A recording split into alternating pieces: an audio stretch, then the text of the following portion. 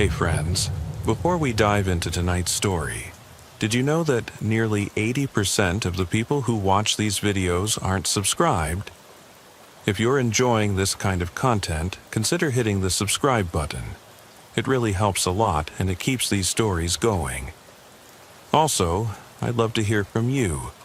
What time is it right now where you are and which city are you listening from tonight? And if these stories help you sleep, feel free to tap the thanks button to support the channel. It truly means a lot. Alright, let's get into it. Just past midnight, I eased the cruiser onto Willow Lane and killed the engine, listening for anything that didn't belong. The stale odor of gasoline mingled with damp autumn air, and the mist curled under the flickering street lamp like a living thing. My breath came out in short puffs against the cold. I checked my watch, 12:07 a.m., and felt the familiar weight of the night shift settle onto my shoulders. Cedar Ridge PD, Night Unit 5.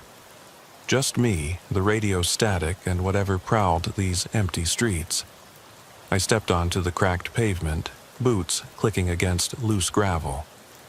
In the rearview mirror, the dashboard lights glowed green, painting my face in sickly hues. I'd been on this beat for 6 months, long enough to know every pothole, every boarded-up storefront. Yet tonight the town felt foreign, hollow, as if it were holding its breath. I clicked the mic. Unit 5, checking lights out on Willow and 3rd. No response, only that low hiss of static. Dispatch must be stretched thin again. 2 hang-up 911 calls earlier, both from this quadrant. Caller unknown. I leaned back, fingertips drumming on the wheel, eyes on the deserted intersection. The crosswalk lines were nearly faded away, eaten by years of neglect. Then I saw it. A lone sedan parked under the awning of the closed hardware store. Hazard lights blinking in mournful rhythm. The driver's door stood ajar. I grabbed my flashlight and badge, stepped into the mist, and approached the vehicle. The street lamp overhead buzzed and dimmed as I passed beneath it. "Hello," I called, voice firm. No answer. The beam from my flashlight danced across the hood, raindrop dents chipped paint.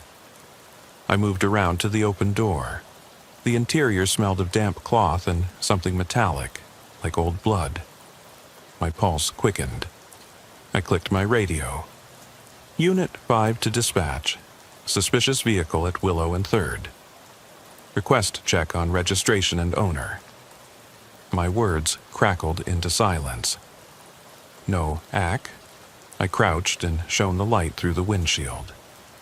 A single leather glove lay on the passenger seat, fingers splayed. Behind it, a red stain, small, dark. I swallowed. I pried the door fully open. The glove was damp. I flicked it onto the ground, no other signs of life. No footprints in the gravel. The engine was cold. I stood and scanned the block. Shuttered windows, empty sidewalks, the distant hum of a neon beer sign in a dive bar 2 blocks away. The night was too quiet. My radio clicked once, then died. Static. I tapped it. Dead. Great. Backup phones out too. That happened more than I liked. I'd grown used to relying on myself. I holstered my flashlight and stepped back. The driver had to be somewhere nearby. I moved toward the hardware store's entrance, testing the door. Locked. I circled to the alley on the building's side, trash bins overturned, graffiti scrawled across the brick wall. My flashlight beam caught a smear of mud leading toward the rear exit. Fresh. I followed the trail into the alley. The mist thickened, swallowing the beam. The mud print ended at a storm drain grate. The cover had been shifted slightly, as if someone had climbed out. I crouched, reached for the edge, and it shifted with a hollow clang. Beneath, darkness. A cool draft rose from the tunnel. I radioed again, nothing. My breath caught. I stood and shone the light into the grate. The tunnel ran north-south, the walls slick with moisture. I could just make out a shape, dark, hunched, 15 yards in. "Hey!" I yelled, flashlight trembling. The shape vanished into the black. My heart thundered. I thought about calling for backup, but the radio was dead. My partner's shift ended at 1 a.m., an hour away. I was alone. I raised my service weapon, flashlight in the other hand, and eased the grate aside. The damp stench hit me, a mix of rot and oil. The concrete floor was slick. I whispered, "Come out with your hands up." Silence. Only the drip of water. I stepped into the tunnel. Each footstep echoed a countdown. The air grew colder. I stopped at the curve where the wall ended, replaced by rusted metal catwalks above. My light bobbed, illuminating twisted rebar and puddles. The mud on my boots left prints behind. Then I saw footprints not my own. Bare, small, sprinting away. They led deeper. I followed until the tunnel opened under the old train platform. The ceiling rose, arches of steel overhead. Moonlight filtered through broken boards above, casting slatted shadows. I heard a faint scraping, metal on metal. I froze. The beam swept left, a sedan door leaning against a support column. The same glove lay on the ground. Then a whisper, "Help me." My blood ran cold. I clicked on my mic. "Dispatch, urgent." Static swallowed the word. I lowered my voice, careful. "Sarah, you in here?" No answer. Sarah Linden's name flashed on my mind. The owner of the sedan registered 2 blocks away. I shouldn't know that, but I'd run the plates. She lived alone. No kids, no pets. Tonight was her night off from the gas station where she worked. Why would she be here? I edged forward. The whisper came again from my right. "Officer." A woman's voice, distant. I shone the light toward the sound. Nothing but rust and shadows. The platform above groaned. I felt eyes on me. I raised my weapon. "Show yourself." My voice sounded flat in the cavern. A figure appeared at the far end. Sarah, coat torn, hair plastered to her face. She stepped forward, pale and shaking. Relief washed over me. "Ma'am, are you okay? What happened?" She opened her mouth, but no sound came. Her eyes were glassy. She pointed down the tracks toward a collapsed section where rails twisted into darkness. I moved beside her, scanning. The moonlight revealed a shape sprawled between the rails. A man, motionless. I shone my light. Uniform, badge missing. Face turned away. My stomach dropped. An officer? Or someone in a uniform? I clicked on my flashlight sidearm. The beam hit his face. My breath stuttered. It was my partner, Officer Morales, missing since last week. I sank to my knees. Morales' eyes were open, blank. No pulse. A dark stain spread beneath him. Sarah gasped, covering her mouth. He said he'd find me," she whispered. Then her voice cracked. She turned and ran, stumbling into the tunnel. I radioed for a medic, for homicide, static. I cursed, checking Morales for ID. Wallet gone, badge gone. His sidearm still holstered, but the slide was racked. Someone had done this, left him here. My hands trembled. The mist drifted in from the tunnel entrance, curling around his body. I lifted Sarah's arm gently. "We need to get you out," I said. She nodded, tears glistening. I half carried her toward the grate. Behind me, the shape stirred, dark, crouched figures slipping into deeper shadows. I froze. It didn't run, it watched. I hoisted Sarah through the grate and slammed it shut. The street lamp flickered overhead. I set her behind the cruiser's passenger door and locked it. She trembled, silent. I circled back to the alley. My flashlight beam cut through the mist, empty. Footprints led nowhere. I climbed into the driver's seat. Sarah's shallow breaths filled the cab. I punched the steering wheel. "Where the hell are you?" I whispered to the dark. My radio crackled once. A voice. Unit 5, this is dispatch. Are you all right? We lost your signal. Relief and frustration warred in me. I replied, I've got a possible homicide and a missing officer, Morales. Female found at the old rail yard. Send medics and CID. The dispatcher's voice was calm. Copy that. ETA 2 minutes. I shut off the engine and sat back. The mist curled around the cruiser like living fingers. Morales' body lay beneath the tracks. Sarah inside the car, and me caught between duty and dread. I closed my eyes. The night had weight, and it pressed down. This was Cedar Ridge after midnight, a town of secrets and silence. And whatever lurked in those tunnels was still out there, watching. My hand hovered over my service weapon. I didn't know if I was chasing a killer or running from one. But I knew I couldn't leave. Not until I faced the darkness head on. I tapped the horn twice, low and urgent, though the mist swallowed the sound before it reached the vacant storefronts. Sarah's knuckles whitened on the doorframe as she sank onto the pavement beside the cruiser, head in her hands. I crouched beside her, voice low. You saw something down there. You have to tell me. She lifted her head, eyes glassy. He wasn't alone, she whispered. When I ran, I saw someone standing on the platform, watching. He just vanished. Her words trembled on the autumn air. I stood and scanned the lot. The hardware store's neon sign flickered off. The mist curled between the dumpsters. Somewhere in that haze, a predator moved.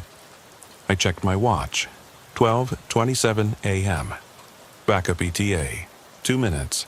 But in Cedar Ridge, that often meant 5, sometimes 10. I glanced at the storm drain grate. It sat crooked like a broken tooth. I snapped on my gloves, heart thudding. Stay here, I told Sarah. Don't move. She nodded, burying her face again. I crossed to the grate and eased it back. The tunnel yawned, black and silent. The beam from my flashlight vanished within a dozen feet. I took a breath and slid down, boots hitting slick concrete. The air inside was colder, damp on my lips. Each breath sounded loud, forced. I clicked off the flashlight's strobe and switched to constant beam. The walls dripped. The muddy footprints I'd followed before led away, then stopped at a fork. To the left, the tunnel ran straight into deeper darkness. To the right, I glimpsed rusted ladder rungs climbing toward a grated shaft above. I hesitated. The ladder might lead to the crawlspace under the platform, where Morales' body lay, but the straight tunnel held the promise of answers. I chose forward, left, footsteps echoing like gunshots. 20 feet in, I passed a smear of dark fluid on the floor. Blood. I swallowed hard. My training kicked in. I photographed the stain with my phone, then pressed forward. The footprints resumed. Bare, small, then large boot prints overlapping. Someone had come for Morales or dragged him here. The prints led to a collapsed section of tunnel where wooden planks and rusted rails lay twisted. I eased past the wreckage. My beam caught a length of torn uniform fabric snagged on a jagged rail, a fragment of Morales' jacket. I closed my eyes and exhaled. This place had become a tomb. A soft, metallic click made me whip around. The grate had slid partway closed. I lunged back, flashlight bobbing. The cover clanged and settled. My hand darted to the latch, still loose, but the grate's edge pressed into the lip. Whoever had climbed out had trapped me. My radio crackled faintly. Backup, maybe 20 seconds out. I had to move. I shifted my weight and pried at the grate. It budged. I heard footsteps above, heavy boots on pavement. I forced the grate up enough to squeeze through, then dropped onto the alley's gravel. My flashlight beam kicked across corrugated steel and brick. The boot's owner stood at the corner. silhouetted by the flickering street lamp. "Freeze!" I barked, drawing my weapon. The figure hesitated, then turned and melted into the fog. I sprinted after him, boots slapping, breath burning. The mist swallowed his shape. I came to the lot's edge, open field beyond, tall grass brushing my calves. No sign, my heart hammered. Behind me, the hardware store door burst open. Sarah stumbled out, eyes wide. "Officer!" she called. He went that way." She pointed toward the open field. I holstered my flashlight and grabbed her arm. "Stay close," I ordered. She flinched but fell in step. The grass whispered around us. The world narrowed to the sound of my boots and her soft gasps. We reached the field's far edge, an old drainage culvert leading under the road. The asphalt above was cracked. The culvert entrance yawned like a mouth. I swept the beam inside, darkness, and clicked on my mic. "Unit 5 to dispatch, suspect on foot, heading west through field, entering culvert under maple, need perimeter." Static, no answer. Backup must be stalled. I cursed under my breath. I turned to Sarah. "You waiting here, don't follow." She nodded, tears gleaming. I crouched, slid into the culvert. Inside, the beam revealed swirling dust motes and graffiti-scarred walls. Water trickled along one side. The passage narrowed around a bend. I advanced, senses on fire. Halfway through, my light caught movement, a flash of fabric, and a silhouette vanished around the curve. I pursued, careful of footing. The tunnel opened into a circular chamber, old maintenance access. A single barred window high above let in a sliver of moonlight. The floor was littered with debris, broken glass, newspaper clippings, a child's toy truck. My beam found footprints leading to a ladder up the wall. I climbed, boots scraping metal. At the top, I pushed open a hatch onto the shoulder of Maple Road. I spilled out into the night, heart pounding, and saw the cruiser's lights flashing up the street, blue and red, kaleidoscopic. 2 patrol cars and a K9 unit had arrived. I lowered the hatch. Officers swarmed the field entrance. I jogged to the cruiser. Sarah sat inside, trembling. Officer Jenkins knelt by her door, calm. "You okay, ma'am?" he asked. She nodded mutely. I turned to the field. The K9 team advanced with a German shepherd sniffing the air. I watched the tunnel entrance. The mist curled, and for a moment I thought I saw a figure retreating under the grate. But when the dog lunged forward, the tunnel lay empty. I climbed into the cruiser. Sarah's voice trembled. "He's still here," she whispered. I looked at her. "Who, Sarah?" She swallowed. "The other officer. He spoke my name. And the man in the tunnel, he didn't look human." I frowned. "Not human?" She nodded. "He was too tall, limbs too long, face, I can't describe. He just vanished." I glanced back at the lit tunnel. The dog hesitated at the threshold, hackles raised. Jenkins called the dog forward. It whimpered and refused, pressing close to its handler. I felt a chill. "Let's get her inside," I said. I opened Sarah's door and helped her out. She leaned on me, body limp. I led her toward the cruisers. Behind us, the tunnel mouth gaped. The mist slipped out like smoke. I radioed in. Suspect evaded. K9 refused to enter tunnel. Recommend structural inspection and additional lighting. The dispatcher responded. Copy that, Unit 5, CID, and forensics en route. I escorted Sarah to the back seat. As I closed the door, I caught sight of movement in the mist, a tall, thin shape at the tunnel entrance. I raised my weapon. "Show yourself," I shouted. The shape tilted its head, featureless face turned my way, then it stepped back into the darkness. I fired once. The shot echoed down the tunnel, No cry, only the clatter of shell casing on concrete. I swallowed. The beam revealed nothing. Behind me, Sarah gasped, "What did you do?" I shook my head. "I don't know." I climbed into the driver's seat. The engine roared to life. I looked at Sarah through the rearview mirror, white-knuckled, eyes wide. "We need to get you safe," I said. I pulled onto Maple Road. The cruisers followed, lights still spinning. As we drove away, I glanced at the tunnel entrance in the mirror. The mist had retreated. The hardware store lot lay empty, only the broken grate remained, like a wound in the earth. Sarah's breathing steadied. Jenkins rode up front. He nodded at me. "You okay, Diaz?" I forced a nod. My hands trembled on the wheel. The road stretched ahead, empty. "Where to now?" Jenkins asked. I exhaled. "Station, then I'm heading back. I need to see what's left behind that grate." Jenkins' brow rose. "You sure?" I didn't answer. I only stared at the rearview mirror, where the tunnel entrance disappeared behind us, dark, silent, waiting. Because I knew the darkness had a shape now, and it knew my name. I pulled into the station parking lot just as the eastern sky began to pale, headlights cutting through the lingering mist. The cruiser's engine idled low, its rumble oddly comforting after the night's chaos. Behind me, the other patrol cars formed a semicircle around the hardware store lot. I killed the engine, heart still hammering in my chest, and let the radio wake up in my hand. "Unit 5, I whispered into the mic. Static answered. I thumbed the power switch. Dead.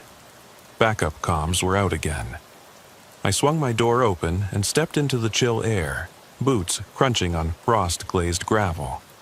The smell of damp earth mixed with burning coffee from the station's break room drifted to me as I climbed the steps. Inside, the fluorescent lights buzzed, and the night shift logbook lay open on the sergeant's desk, scribbled in frantic handwriting. I dropped my keys and flashlight on the counter. Sergeant Morales' replacement, Officer Kelly, looked up from his coffee mug, eyes tired. "Diaz," he said, voice low. "Heard you had a hell of a night." I nodded, throat dry. "Morales," I managed. "Found him under the platform. Sarah's safe, but I need to see those footprints again." Kelly frowned. "Forensics finished up. They bagged the scene. Prints are on evidence." He slid a manila envelope across the desk.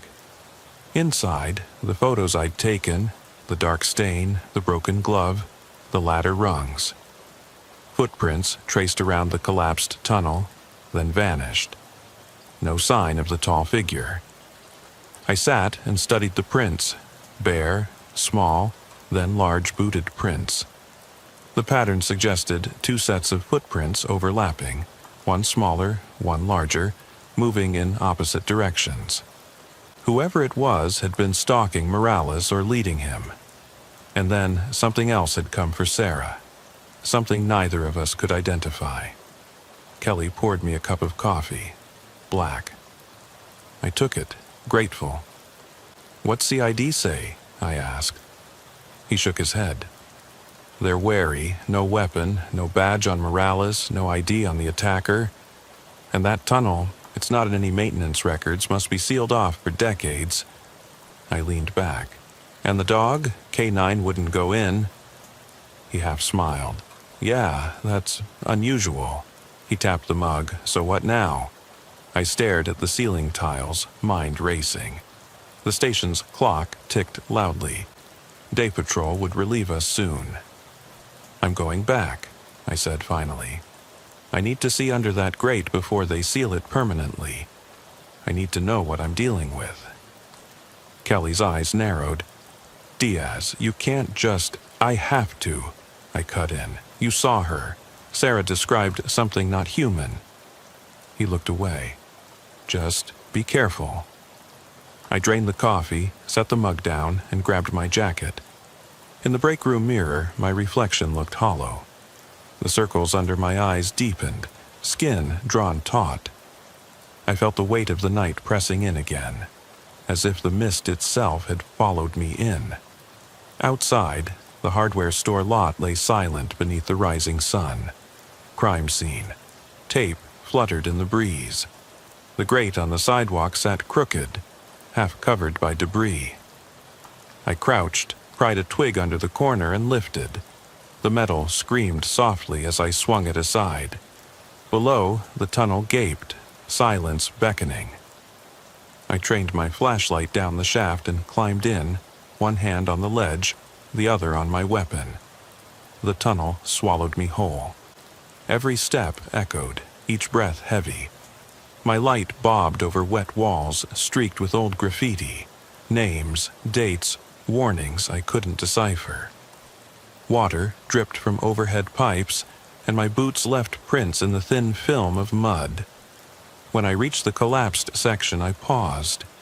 I ran my gloved fingers over the torn fabric caught on the rail, still there, though brittle with age. My heart thumped. I crossed the wreckage, careful not to slip, and found the ladder up. I climbed, rising into the old platform cavern. Moonlight from the barred window traced patterns on the floor. I swept the beam across the scene.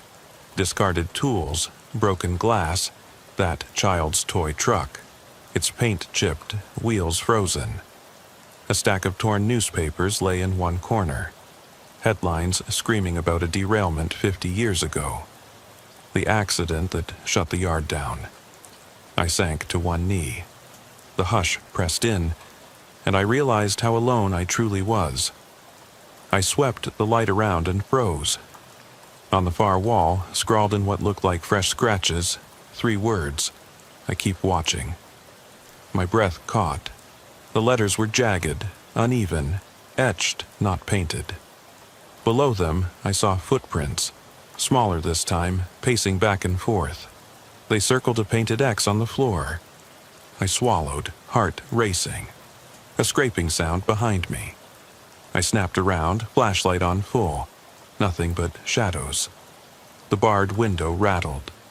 I stood, back against the wall, weapon trained on the grate above. My breathing echoed, then I heard it.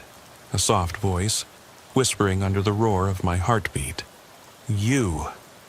I whirled toward the ladder. The rungs shook.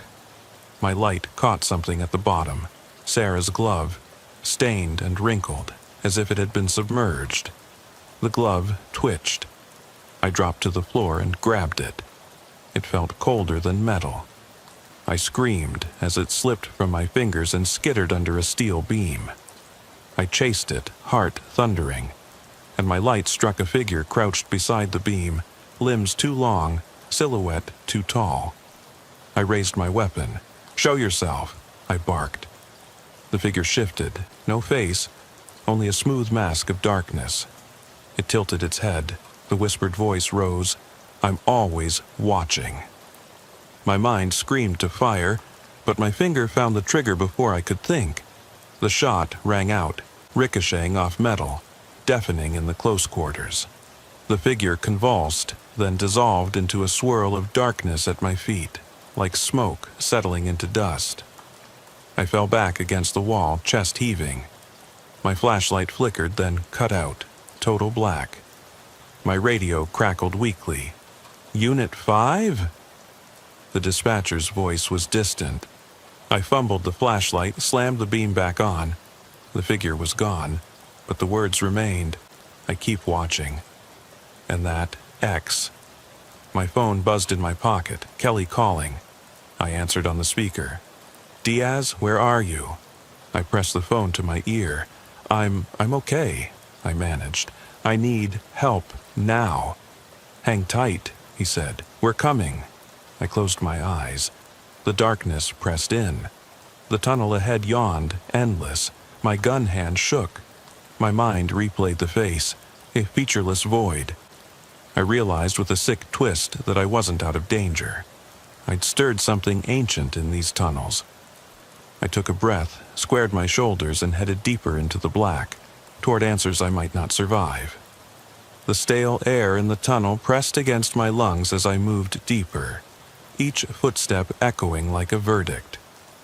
My flashlight beam cut a trembling arc across damp walls, revealing layers of graffiti, names scratched decades ago, warnings half erased by moisture. I passed the X on the floor and the scratched message, "I keep watching," now smeared at the edges.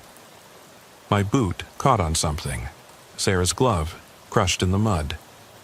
I paused, heart thudding, and bent to retrieve it. The leather was slick, impossibly cold. A distant drip of water, then another, time measured in solitary droplets. I lifted the glove to the beam. The stain was darker than the mud around it. I tucked it into my jacket pocket.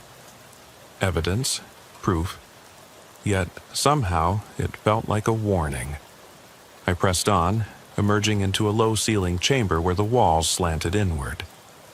Rusted pipes dripped onto the concrete floor, forming shallow pools. The beam caught a shape at the far end. A toppled maintenance cart, tools scattered. Wrenches, a flashlight, a coil of cable. Someone had been here recently. I scanned for footprints. Bare, booted, small, large, layers of tracks crisscrossing. Then I saw fresh prints.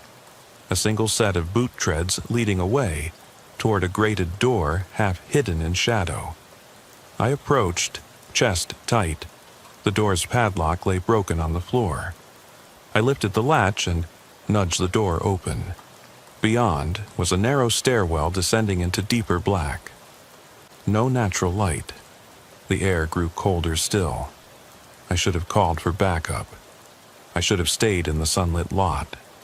But I needed to know. I stepped onto the first stair. The concrete was slick. My boot slipped. I caught myself on the railing. The metal vibrated under my grip. I clicked the flashlight to strobe, once, twice, illuminating the steps below. 20 steps down, 30, 50. The railing ended. I was in a vertical shaft. My flashlight beam wavered over walls ringed with soot. At the bottom, the shaft opened into a cavernous space, an abandoned sub-basement beneath the rail yard. Massive support columns receded into shadows. Puddles reflected my beam like black mirrors. The air was thick, almost viscous. I swallowed and felt the taste of iron. I swept the light left. Overturned chairs, rusted filing cabinets. A desk overturned with papers strewn. I moved closer. Manuals stamped, Huntington Railroad Authority, maps of the yard, maintenance logs from the 1970s. On the desk lay a Polaroid photograph. A group of uniformed men smiling, dated May 1974. One wore a badge like mine. Another figure stood behind them. Tall, featureless, blurred by flash overexposure. I frowned. The figure's outline matched the shape I'd seen. Elongated limbs, a head too round, shoulders too narrow. I flipped the photo over. In scrawled ink, they never left. A soft scuffle behind me made me spin. My beam landed on a shape vanishing into the gloom. Small, quick, ducking behind a column. I raised my weapon. "Show yourself!" My voice cracked. Only silence answered. I crept forward, boots splashing in shallow water. The columns formed a grid. Somewhere in this maze was the thing that had watched Morales die, that had stalked Sarah, that now toyed with me. I passed a pool deep enough to drown in, its surface perfectly still. My reflection wavered. I felt eyes on me. Then I heard it, a soft humming, like a lullaby warped by distance. The sound echoed off concrete, growing louder as I advanced.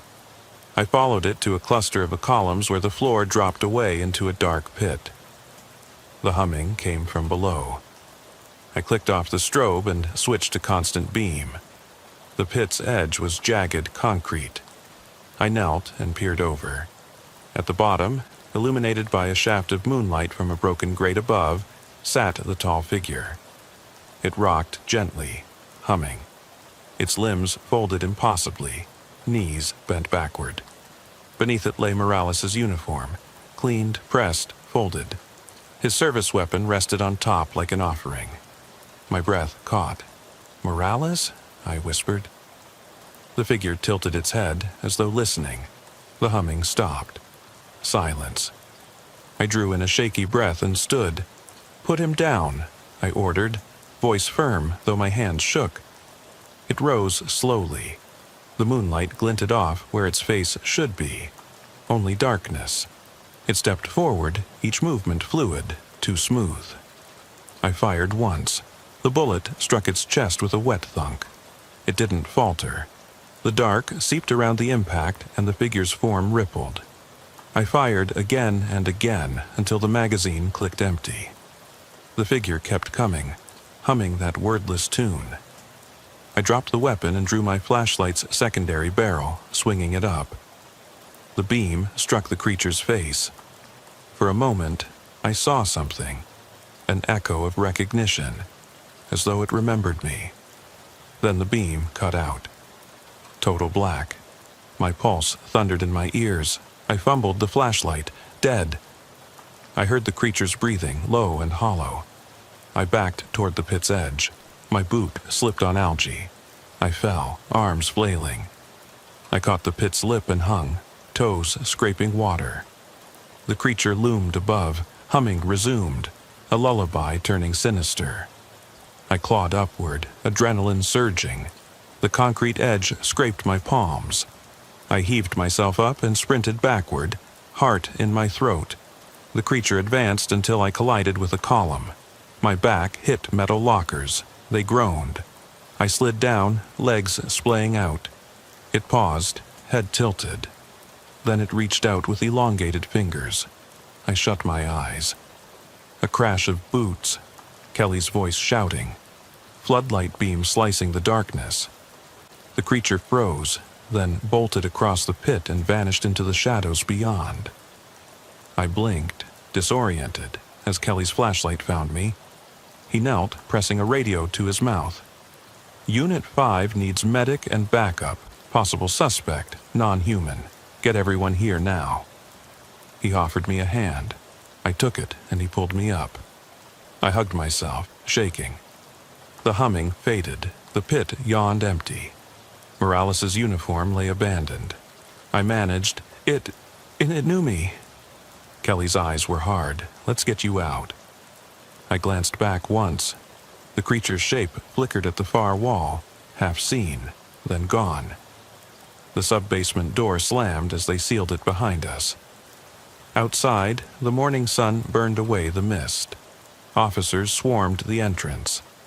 I was escorted out, Sarah watching from the cruiser, safe but silent. I met her gaze. She nodded. We understood. They took my statement, they logged evidence. CID officers in suits paced, faces grim, but I saw the doubt in their eyes. A uniform means safety. What happens when the uniform hides something else? I watched the grate being welded shut. The hardware store lot returned to silence. The rails lay forgotten. The tunnel's mouth sealed. Yet I knew the darkness remained. They'll call it a deranged suspect, a hoax, a trick of light and stress. But I saw its face, or rather, its lack of one. I heard its lullaby, and I felt its eyes on me. They'll lock the doors. They'll file the report. They'll try to forget. But I won't. Because the night never forgets, it never forgives. And somewhere beneath Cedar Ridge, it waits for the next shift, the next soul brave or foolish enough to venture into its realm. I walked away, uniform stained, soul shaken. The station behind me buzzed with activity, phones ringing, radios crackling. Normal, mundane. But I carried the memory of that humming, the promise in its lullaby. I keep watching. The morning sun had burned off most of the mist by the time I climbed out of the sub-basement hatch. My uniform was stained with mud and something darker. I wasn't sure I wanted to know. I shut the grate behind me and turned to face the hardware store lot. The crime scene tape fluttered, officers milled. and Sarah sat inside the cruiser, staring at her hands. I nodded to Jenkins. He killed his engine. "Let's finish this," I said. He didn't argue. We walked through the lot, past the welded grate, toward the tunnel entrance. Forensics techs were packing up, lifting evidence markers. The canine team stood by, the dog uneasy. I approached the tunnel mouth. The beam from my flashlight stabbed into darkness. I took a breath and stepped inside. Inside, the air was stale and cold. Water dripped in an uneven rhythm. I paused at the spot where I'd killed the creature. The concrete was cracked, splintered outward. No blood, no remains, just fractures. I ran my gloved hand along the break. The cracks spidered outward like veins. A soft humming began, barely audible, coming from deeper in the tunnel. My pulse spiked. I flicked my light ahead. The tunnel stretched on, narrowing. The graffiti was fresh now, new scratches. Symbols I didn't recognize, looping lines and sharp angles. Beneath them, smudged words. "Come back." I swallowed. This wasn't over. I rounded the bend. The humming grew louder, rhythmic, a lullaby. The walls began to sweat. My boots left prints in the mud, washing away old footprints. I followed the sound to the circular chamber where Morales' gear had been. Now the lockers were closed. The door I'd forced open before stood shut. Padlock rusted. The humming echoed through the locked locker doors. I approached, heart hammering. The padlock hung broken. I lifted the latch. Inside, folded neatly, was my badge, and beneath it, a photograph I didn't recognize. Me, standing under that same street lamp on Willow Lane, but behind me stood the tall, featureless figure, looming just out of focus. I hadn't seen it in the photo until now. My blood ran cold. I dropped the photo. It fluttered to the floor. The humming stopped. Silence. Then the grate above clanged. Footsteps on metal. I raised my weapon. The grate rattled, and a shaft of daylight winked through. I expected Jenkins' face. Instead, the tall figure dropped through the grate like a shadow. It landed silently, crouched, humming softly. I fired. The shots echoed. The figure absorbed them, unharmed. It stood, head tilting. Then it reached out, placing a long finger on its featureless face, as if to say, "Shh." A whisper in my mind. "You shouldn't have come back." My knees buckled. I stared. The creature stepped closer, humming that twisted lullaby.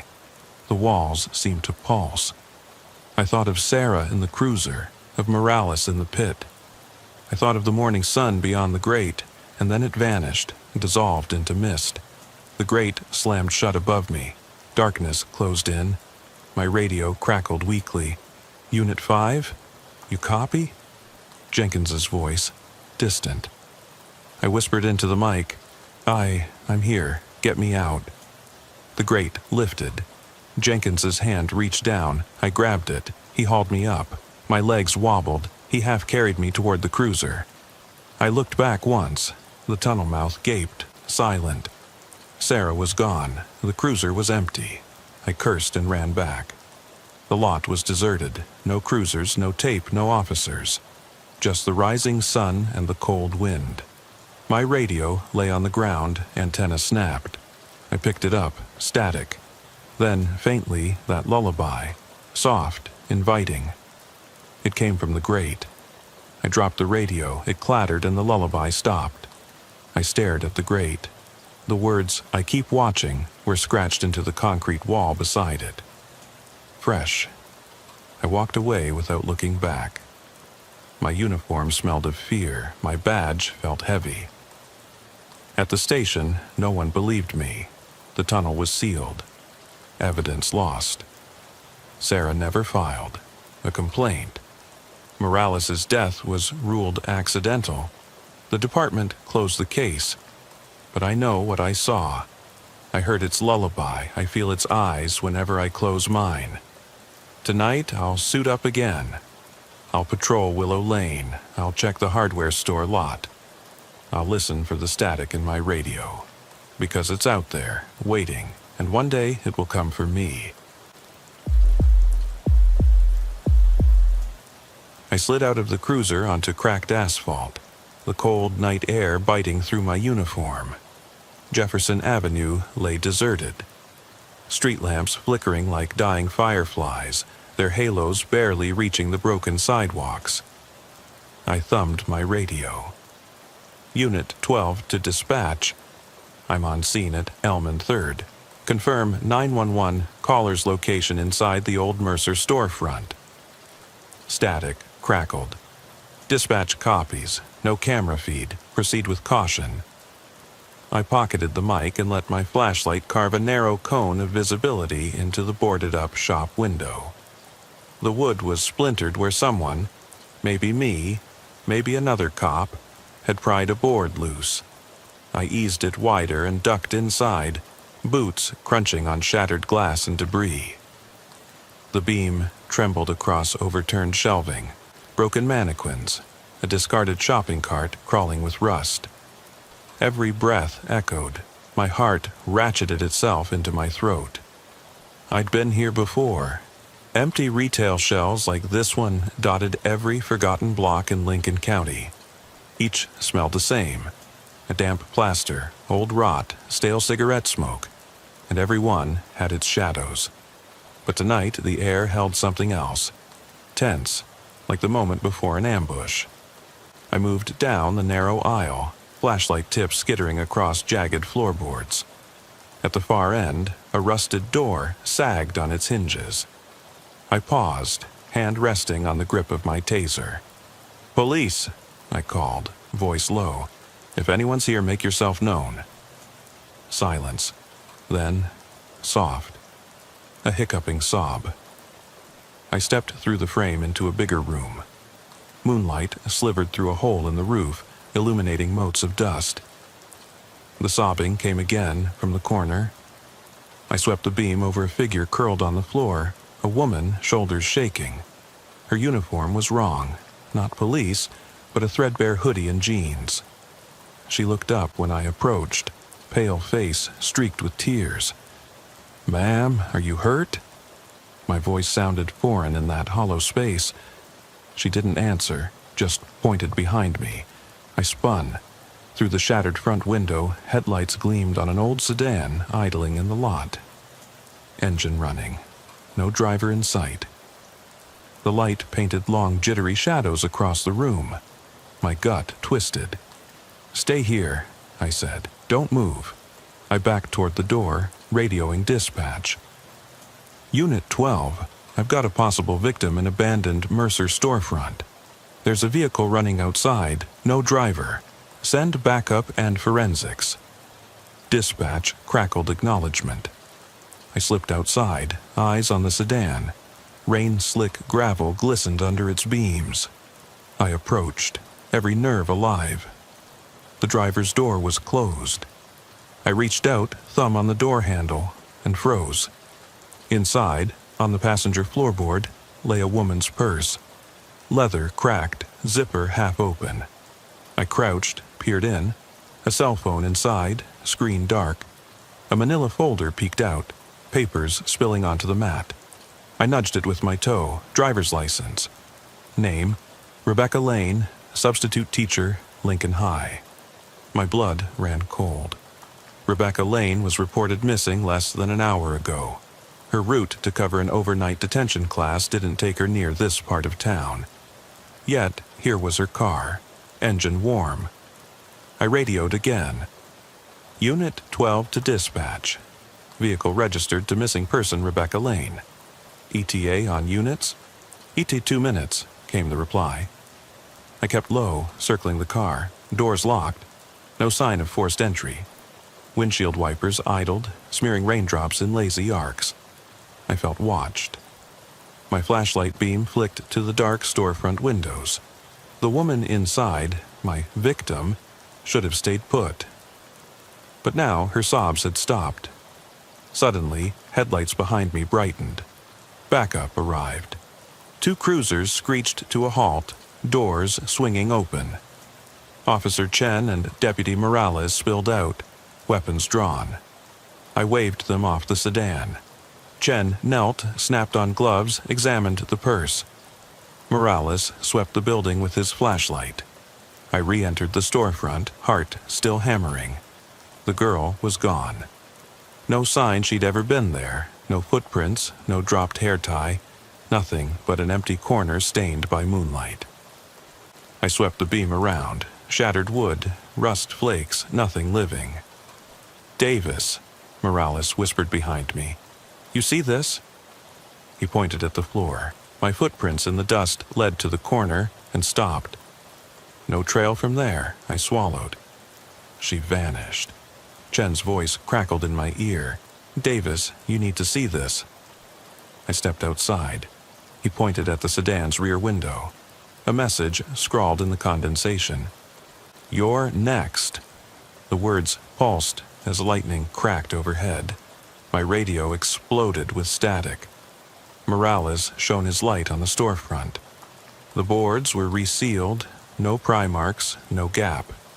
As if they'd never been moved. I backed away, hand on my holster. "Lock it down," I ordered.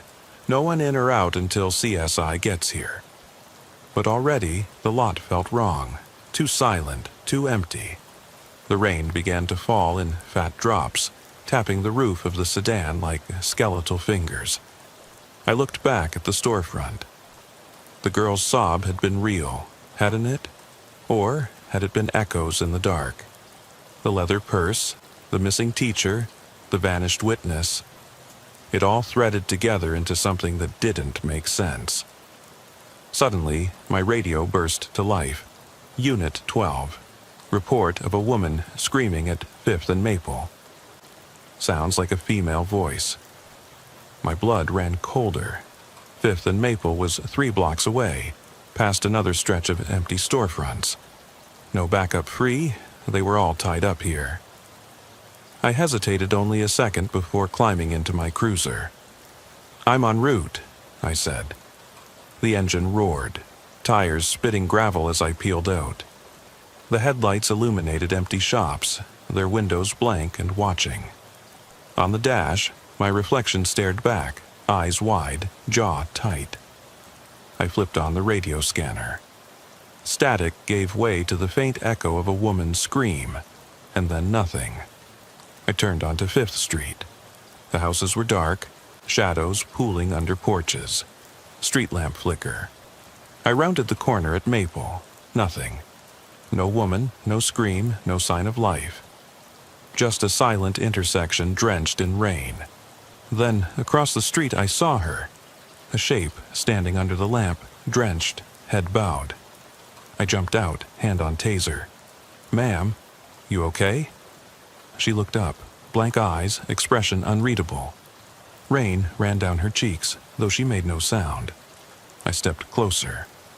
The street lamp hummed and died, plunging us into darkness. I fumbled for my flashlight. When the beam hit her face, my stomach dropped. It was me.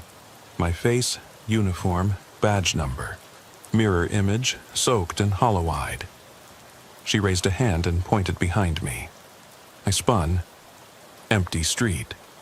Then my reflection smiled, a slow, cruel twist of lips, and mouthed 2 words I could almost hear in the thunder. "Run away." Lightning illuminated the storefront where I'd been minutes before. In that flash, I saw dozens of faces pressed against the boards, pale, terrified, silent, and the boards were cracked, just enough to let their eyes stare out. The thunder rolled. My reflection was gone. The rain pounded. I backed into my cruiser, slammed the door, locked it. My hands shook so hard I could barely start the engine. I drove away with the radio screaming my call sign, lights flashing uselessly in the storm. But in the rearview mirror I kept seeing that storefront. Eyes in the boards, a pale hand scratching from the inside. And that message on the car, "You're next." I don't know who lured Rebecca Lane here, or why she disappeared. I don't know what I saw under the street lamp. All I know is that night shift teaches you to expect the unexpected, and out here in the black between the lights, the city hides its horrors in plain sight. If you're listening, remember, when the boards are sealed and the witnesses vanish, it isn't over. It's just beginning. I eased the cruiser onto 5th Street, tires hissing on wet asphalt. The storm's fury rattled the roof and wipers struggled to clear the windshield. My heart still hammered from that impossible reflection. I flicked the overhead light off, didn't want to advertise my presence, and killed the engine a block from the intersection. I sat in the dark, breathing hard, eyes on the empty street lamp where I had stood. After what felt like minutes, I stepped out into the rain. The air was electric, a smell of ozone and wet concrete. I kept my flashlight low, beam sweeping the porches and parked cars. No sign of life. But I'd learned not to trust empty streets at 3 a.m. A sudden scrape behind me made me spin. My cruiser's driver's side door was ajar. I clicked my taser's safety off and approached cautiously. The door swung softly in the wind. Inside, the radio scanner lay on the seat, static hissing. On the dash, smeared in rainwater, was a single fingerprint, my glove left behind in my rush. I closed the door and locked it. Backup was still tied up at the Mercer lot, combing through evidence. I keyed the mic. Unit 12 to dispatch. Request additional units at 5th and Maple.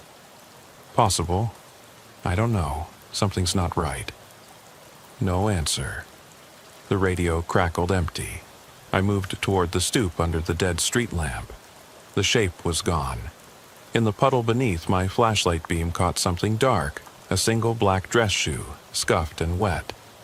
I knelt and pried it from the water, child size. My breath froze.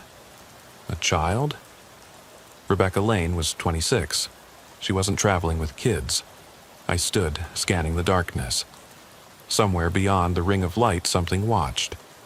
I called out, "Hello? Anyone here?" Only the storm answered. I slipped back to the cruiser and grabbed my evidence bag. Gloved, I bagged the shoe. The leather was cracked, sole peeling. On the heel was scrawled, almost etched, "Found. You." My blood ran cold. I jammed the bag into my pocket and got back behind the wheel. As I started the engine, headlights caught movement in the shadows across the street. Something darted between two houses. Human silhouette, too tall for a kid. I flipped on the cruiser's spotlight and swung it toward the spot. Empty. My radio burst to life. Unit 12, be advised, we have a 911 hang-up at the Mercer lot. Caller disconnects immediately. That was me, hours ago. I frowned. How many times had I called? I hadn't. Dispatch must mean another call, but there was no one else on scene but us. I responded, voice tight. Copy. I'm still at 5th and Maple. Send someone to check the storefront one more time. Affirmative. I clicked off and revved the engine. Rolling forward, I caught my reflection in the side mirror. No hollow double this time, just me, drenched and tense. But in the corner of the mirror I thought I saw a face. Rebecca's, the girl's, vanishing around the next block. I followed. The cruiser's headlights carved arcs through the rain. I turned onto Oak Street, then Pine. The beam landed on a narrow alley between two shuttered shops. At the alley's mouth lay another shoe. This one, adult-sized, a scuffed loafer. I killed the engine and stepped out. The alley was slick with water and oil. Graffiti mottled the brick walls. At the far end, moonlight revealed a shape slumped against the wall, a second woman's purse. I approached, heart pounding. The purse was open, inside, a locket and a folded note. I bagged both. The note read, "Don't leave me." No signature, no explanation. Just those 3 words in hasty scrawl. My radio sputtered, "Unit 12, Dispatch. We're seeing movement on Mercer's storefront boards. Someone, is pressing against them from the inside. I shivered. I'm on my way back. I slid into the driver's seat and floored it. Rain lashed the windshield. I fought the wheel as the cruiser fishtailed. Back at the lot, the scene was chaos. Additional units had arrived. Forensics techs snapped photos of the sedan in the storefront. The boards now sported new cracks, long, narrow splits, as if something large had forced against them. Beyond, I thought I saw fingers. I jumped out. "Show me," I barked. A tech led me to the storefront. The board nearest the cart, where I'd found the girl, was splitting from the bottom. Rainwater seeped through the crack, dripping onto the concrete. I pressed my palm to the wood. It was warm. Someone had been inside recently. I shone my flashlight through the gap. Darkness, no faces. Then, in the reflection of the glass behind me, I saw movement. A tall figure melting into the shadows. I whirled and fired my taser at where I'd seen it. The probe darts flew into empty air. The figure was gone. In the hush that followed, the rain sounded deafening. I realized my hands were shaking so badly I could hardly hold the flashlight. I forced myself to calm down. I had a job. I collected the cracked board as evidence. I bagged the purse and the note. I photographed the shoe. But the girl, Rebecca, the reflection, they were all gone. Just like the deputy's file I'd found in Keller's cabin years ago, disappeared without a trace. I climbed back into the cruiser. My radio crackled one final message. Unit 12. Be advised, dispatch channels offline until further notice. The dashboard lights winked out. The cruiser died. Silence swallowed me. I sat in the dark, engine cool, rain dripping from the roof. Then, from the back seat came a soft sob. I spun, empty seat. The sob again, closer, low. I unholstered my flashlight and shone it between the seats. A small handprint appeared on the fogged window, child size, pressed from the inside, and scrawled beneath it in the condensation, "See you soon." I backed out of the lot, heart pounding. As I turned onto Jefferson Avenue, the storefront receded into darkness.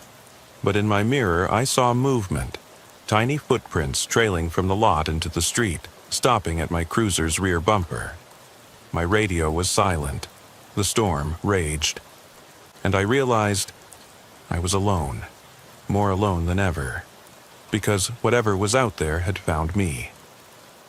I tore down Jefferson Avenue toward the Mercer lot, eyes flicking between the cracked boards and my rearview mirror. The rain had eased to a dull patter, but the air still thrummed with that electric tension, like the world was holding its breath. My cruiser's engine idled rough, as if it, too, was unsettled. When I reached the lot, the scene was deserted. The forensics vans had pulled off. The other units had rotated out. Only the ambient glow of a single floodlight bathed the boarded-up storefront in ghostly silver. The cracked board where I'd bagged evidence earlier stood like a wound in the wood, dark interior beyond. I killed the engine and stepped into the chill. The broken boards groaned in the wind. I approached, hand on my holster, flashlight low. My boots crunched glass and gravel. I paused at the crack. The wood was warm again, fresh. Someone, or something, had pressed from the inside since I left. I fitted my eye to the gap, darkness. Then movement, a slender silhouette slipping away down the back wall. I dropped to one knee and trained my light, nothing but shadows. My radio crackled once, then died. No dispatch, no backup. Just me, the storm, and that hollow storefront. I slipped around the side and found another gap where boards had loosened. Prying one free, I stepped inside. The air was cold and damp, smells of mildew and rusted metal. My flashlight beam cut through the gloom. The floor was littered with debris, shattered glass, old crates, a child's shoe. I bagged the shoe in a clear evidence pouch. The same black loafer. No, a different style, scuffed and small. A second victim? A message? I moved deeper. Water pooled in low spots, reflecting the beam in trembling ripples. The walls were scribbled with faint chalk marks, lines and circles, tally marks counting upward. I crouched to inspect. 12 tallies, then a crude arrow pointing to a rough sketch of a person. Beneath it, one word: hunt. My pulse spiked. I stood, sweeping the flashlight. Every corner seemed to bend away from the light, swallowing it. My breath fogged in the beam. At the far end, I spotted something white on the floor. I approached, a folded police badge, not mine. An old Lincoln County Sheriff's badge, serial worn off. I picked it up with gloved fingers. On its back, etched tiny, "Join us." A hollow laugh echoed, "Mine? Someone else's?" The sound bounced off walls and died. I spun. The flashlight illuminated footprints in the mud. Boot prints and smaller ones trailing back toward the front window. They stopped at the boards. I followed outside. The lot was empty, but the sedan sat where I'd left it. Engine cold, headlights off. On the windshield scrawled in raindrops, "Alone." My hands shook. I jammed the badge in my pocket and climbed back into the cruiser. As I started the engine, headlights flared behind me. Another unit, finally. Officer Chen's cruiser rolled in, wipers flailing. He killed his engine and stepped out. "You good?" he called over the rain. I stepped into the glow. Found more. I held up the bagged shoe and the badge. "Look at this." Chen's jaw went tight. He knelt, shining his light on the badge. "That's from '98. Sheriff Lawson's badge. He disappeared.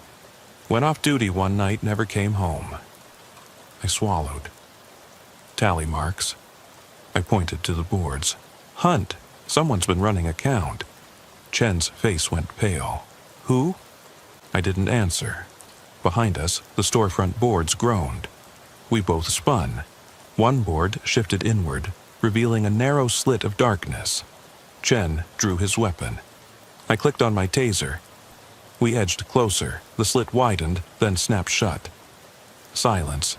Then a soft scratching from inside. Fingernails against wood. "Davis." Chen's voice was a whisper. I pressed my ear to the boards. Rain spattered outside. Inside, something breathed. Slow, deliberate. I grabbed the edge of the board. It swung outward on rusted hinges. A figure stumbled into the lot. A girl, soaked, shaking. Her eyes locked on me. "Help me," she gasped. Relief and dread warred in my chest. I reached for her. But as I did, she twisted, sprinted past Chen and dove behind the cruiser. Chen and I circled. Footprints led around the back, small, child size. We followed into the alley. The girl's sobs echoed. Around a corner, she vanished. The alley stretched on, walls narrowing, darkness thickening. Our spotlights flickered. I stepped forward, Chen close behind, heart slamming. At the alley's end was a door, metal, padlocked. On it, scrawled in chalk, "Welcome." The padlock lay broken on the ground. I shone my light inside. Concrete stairs spiraled down. Chen hesitated. "We call it in?" I shook my head. "Number we go." We descended. Each step echoed. At the bottom, the beam revealed a vast chamber.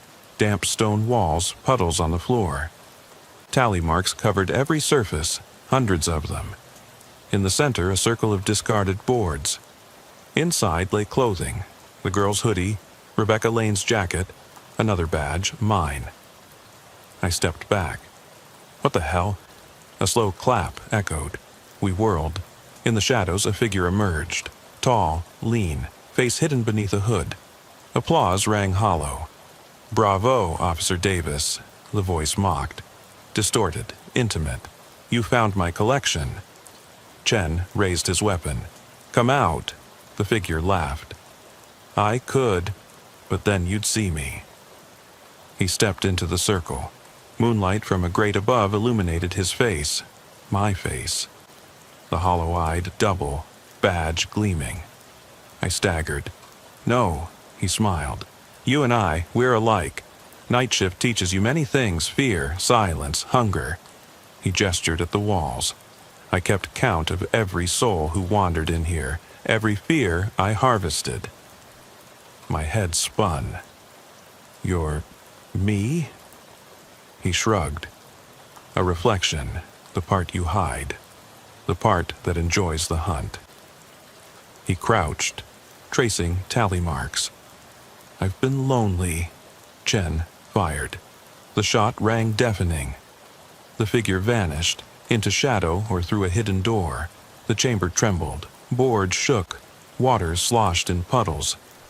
We raced up the stairs. The door at the top slammed. We burst into the lot. The floodlight winked out. In the gloom, the girl cowered. Chen scooped her up. I stood frozen. Then I saw it, footprints leading away, my boots, and another set alongside them, smaller, stopping at my cruiser.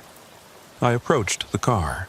On the hood, written in mud, "See you on shift."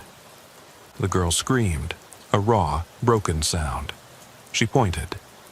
Behind me, boards reassembled over the storefront entrance, hiding the gap. The Mercer lot was silent again. I holstered my weapon and radioed. "Unit 12, contain the area. No one in or out. Call SWAT, K9, everything." My voice trembled. Chen put a hand on my shoulder. "We'll get them." I nodded, but my eyes stayed on the storefront. The tally marks, the reflection, the hunt. They were all still there, waiting. Night shift isn't over when the sun rises. It never ends. Because somewhere in the dark, I'm still on duty, hunting or being hunted. And I know he's out there, my double, my shadow, the thing I became when I chose to wear this badge. I turned back to the storefront. Rain began to fall again, washing the lot clean. But the boards held their scars. And I understood the real darkness wasn't in the building, it was in me. As the first pale light of dawn touched the horizon, I whispered into the storm, "I'll see you on shift." And I meant it. I killed the engine and stepped under the flickering floodlight. Dawn was still hours away, but the storm had passed, leaving a hush that pressed against my ears. Dew gathered on the cracked asphalt. The Mercer storefront loomed, boards pristine once more. No cracks, no tally marks, nothing to betray the horrors within. Yet I knew better. The darkness had left its mark on me. "Bring her over here," I said to Officer Chen, who guided the trembling girl toward us. Her wide eyes flicked between the storefront and me, as though I were both protector and threat. I crouched, voice low. "You're safe now. We've got you." She nodded, clutching Chen's arm. I stood and turned back to the storefront. I had to know one final truth.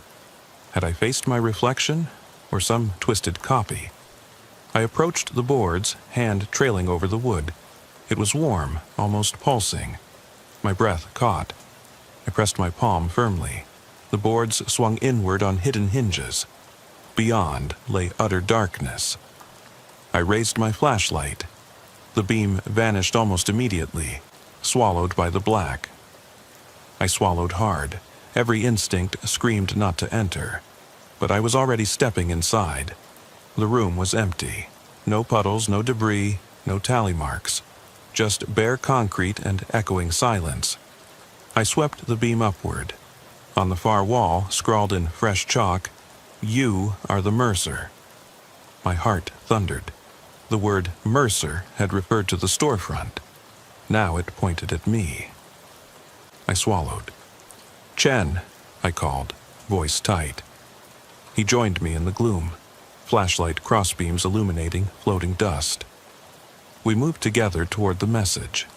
The air was cold, unnatural. I traced the letters with my gloved finger. Chalk smudged under my touch. A soft click sounded behind us. We spun. The door had swung shut, boards clicking into place. We were sealed in. My radio was silent. Chen tested his mic, dead. I drew my taser and approached the boards, prying at the wood. It held fast. A whisper, so faint I thought it was my mind. Then louder. "Welcome home." The voice echoed from all around. I swept the flashlight. Shadows shifted. Long, thin shapes detaching from the walls. Faces formed in the concrete. The missing teacher, the girl, the old sheriff, countless others I'd never known. All staring, all silent. My breath froze. They stepped forward, pale, hollow-eyed, mouths moving soundlessly. The chalk message burned in my mind. "You are the Mercer." I realized I hadn't rescued them. I had delivered myself. I was the final tally. The boards had sealed not to hide them, but to trap me. Chen lunged at the boards, hammering with his flashlight. The shapes closed in. I backed against the far wall, heart pounding. The floor beneath me felt unstable. Cracks spidered outward. "Davis!" Chen yelled. "Get out!" I turned. The walls began to tilt, the ceiling descending. Dust rained down. The shapes advanced, reaching. I sprinted toward Chen. We collided at the boards. He threw his shoulder into them, splintering wood. Fresh air and floodlights spilled in. The shapes dissolved into dust motes drifting upward. We tumbled into the lot as the boards clattered shut behind us. I gasped, lungs burning. Chen helped me up. The girl had vanished. The sedan was gone. Only the empty lot remained. Chen scanned the storefront. "It's intact again." I swallowed, voice raw. "Let's go." We climbed into our cruisers. As I started the engine, I glanced back. In the boarded-up window, I saw my reflection, solid, real, unbroken. Then it winked. I peeled away. The lot receded, swallowed by dawn's pale light. My cruiser's headlights illuminated the empty street. On the dash lay the black child's shoe and the old sheriff's badge. Evidence bagged, but somehow returned. I reached for them. The badge crumbled to chalk dust. The shoe disintegrated into rivulets of dark water. My radio crackled to life. "Unit 12, status?" I swallowed. "I'm en route to the station." "Copy. You okay?" I paused, thumb hovering. "No," I said, "not even close." I hung up. Beside me, the cruiser's interior light flickered. In the corner, a tally mark scratched into the metal, 13. I closed my eyes. The hunt wasn't over. It would never be. Because I was the Mercer now. The one who lured fear out of darkness. Who became both hunter and prey. And every night shift, I'd return. To count. To be counted. To face the reflection that waited just beyond the boards. The road ahead stretched empty. But I knew better. The darkness was riding with me. And somewhere, sometime, the boards would open again. I eased back on the wheel, the cruiser's engine ticking as it cooled in the damp October air. Mile marker 22.3 loomed out of the darkness. A lonely reflector post bruised by time and weather. My breath fogged the windshield for a second before the defroster cleared it away. I should have gone home hours ago. My shift ended at midnight. But something about that abandoned sedan pulled me back out of bed, back into the night. I stepped onto the gravel shoulder, boots crunching, and grabbed my maglite. The air was thick with humidity, the promise of rain hanging just out of sight. The beam cut through the blackness in a single, wavering arc. The charcoal gray Honda sat where I'd left it, engine idling, hazard lights blinking like a dying heartbeat. The driver's door hung open a few inches, revealing an empty seat and a single coffee cup perched in the holder. Steam curled from its rim. I radioed dispatch. Hayes, Unit 4821. I'm back on scene at Route 67, mile 22.3. Sedan still running, no sign of occupant. Sending you an updated ETA on backup. Static hissed through the speaker, then, copy that. Troopers ETA 2 minutes. The words felt distant, as if coming from underwater. I killed my engine and stepped away, leaving the cruiser's lights painting long shadows across the cracked pavement. My light swept the tree line. The pines stood like silent sentinels, their needles whispering in the faint breeze. I clicked off the dome light in the cruiser. The only illumination came from my flashlight and the curbside lamp overhead, its yellow glow flickering as if struggling to stay alive. The world beyond that circle of light was absolute black. I moved toward the sedan, heart picking up pace. Every instinct told me to keep my distance until backup arrived, but my curiosity overrode caution. The bike frame lay where I'd left it, half buried in grass, its wheel twisted, chain rusted through disuse. I knelt and ran a gloved finger along the tube.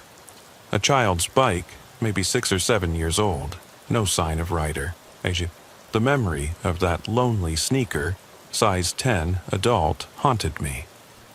I snapped a photo and sent it to dispatch. Evidence code Sneaker 01. Headlights appeared in the distance, 2 beams converging on Route 67 like moths drawn to a flame. Trooper Lane and Sergeant Cruz rolled in behind me, doors opening with muted thuds. We formed a triangle of illumination. 3 beams sweeping the verge, 3 sets of eyes scanning for movement. Anything? Lane's voice was low, professional. Still nothing, I said. No footprints leading away from the bike or the car. Cruz crouched by the bike. This print here, though, someone kneeling. He held up a finger covered in mud. Fresh. I frowned. Could be yours. He shook his head. No, I was never here before you called us. We exchanged a look. The hair on my neck prickled. I pointed toward the boarded-up service station a quarter mile north. Check inside. I'll circle back to the car. The station's windows were splintered, boards warped by rot. We approached cautiously.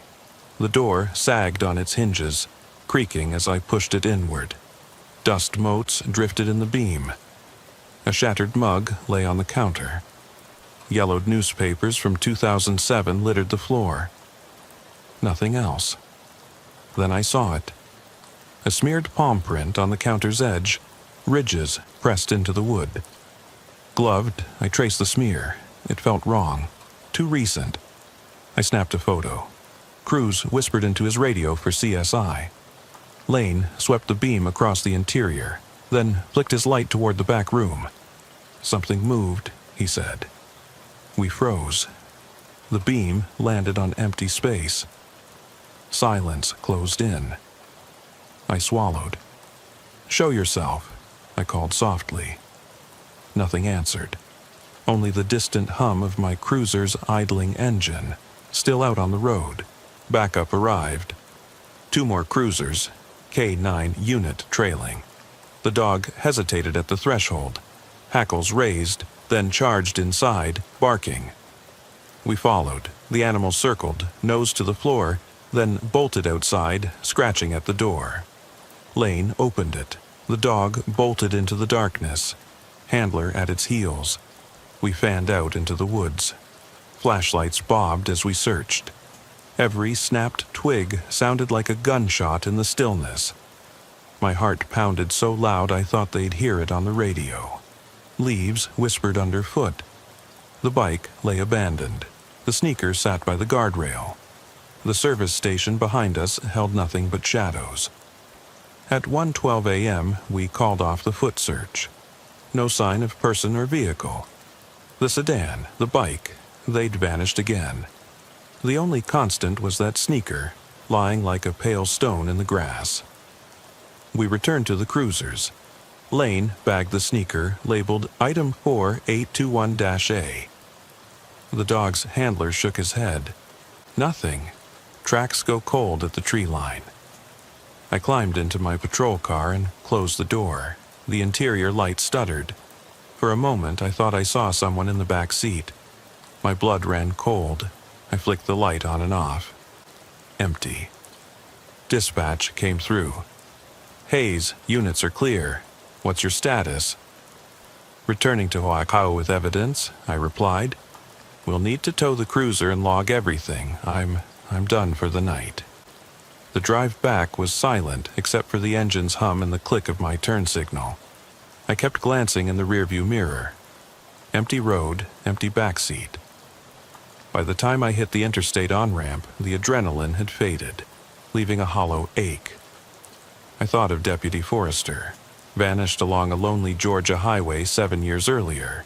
The rumors of thin spots, electromagnetic anomalies, all that pseudoscience. I'd scoffed at it. Now, I wasn't so sure. At headquarters, I filed the report.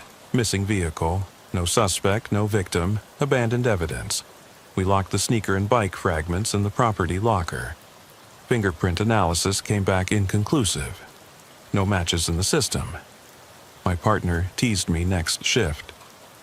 Route 67's haunted again, huh? He laughed it off. I forced a smile. But as I drove home before dawn, I passed mile 22.3. The street lamp flickered. The world beyond the beam was a black void. I slowed to a crawl, half expecting to see the sedan materialize in my headlights, doors open, hazard lights blinking. Nothing. Just the road stretching into darkness. I pulled away, but the unease settled in my bones. Something about that stretch of asphalt got under your skin. It wasn't human. It wasn't mechanical. It fed on isolation and left nothing but questions. I stepped out into the chill before dawn, the sky a bruised purple along the horizon. The cruiser's heater clicked off, leaving the cab cold and silent. I watched the taillights fade on Route 67 before turning away, but the road haunted me. Every broken reflector post, every cracked mile of asphalt. I shouldn't have come back so soon, but sleep wouldn't come. Back at home, I unpacked my gear on the kitchen table. The lone sneaker in its evidence bag, the twisted bike frame, the splintered toy shards. I stared at them under the harsh fluorescent light. Objects devoid of context, yet heavy with implication. Someone left these behind intentionally, like breadcrumbs in the dark. I poured coffee, black, no sugar, and sat at the table, the steam swirling in the beam of the overhead lamp. My phone buzzed, a text from Sergeant Cruz. Lab says fingerprint is partial, no match yet, we'll let you know. I tapped back. Thanks, I'll be at the station in 90. My reflection in the dark window looked hollow-eyed. I felt the shift in me, how easily routine became obsession. At the station, the locker room was empty. I swapped boots for sneakers, uniform for plain clothes, jeans, dark jacket. I didn't trust myself behind the wheel of a cruiser until I'd cleared my head. I met Lane in the briefing room. He'd already pulled up the CAD logs from the past decade. 4 vanishings on this stretch since 2002, he said, tapping the screen. All after midnight. All cars abandoned, running. Nobody ever shows up. I leaned in. Any patterns beyond that? He swiped through entries. 1 car was a delivery van. 1 was a family sedan with a baby seat. 1 was a pickup. All plates from different states. Tennessee, Georgia, Mississippi, South Carolina. The diversity made it worse. It wasn't a local predator, it was the road itself, or something tied to it. I'm heading back out, I said. Lane shook his head. You need rest. I forced a grin. Can't, not yet.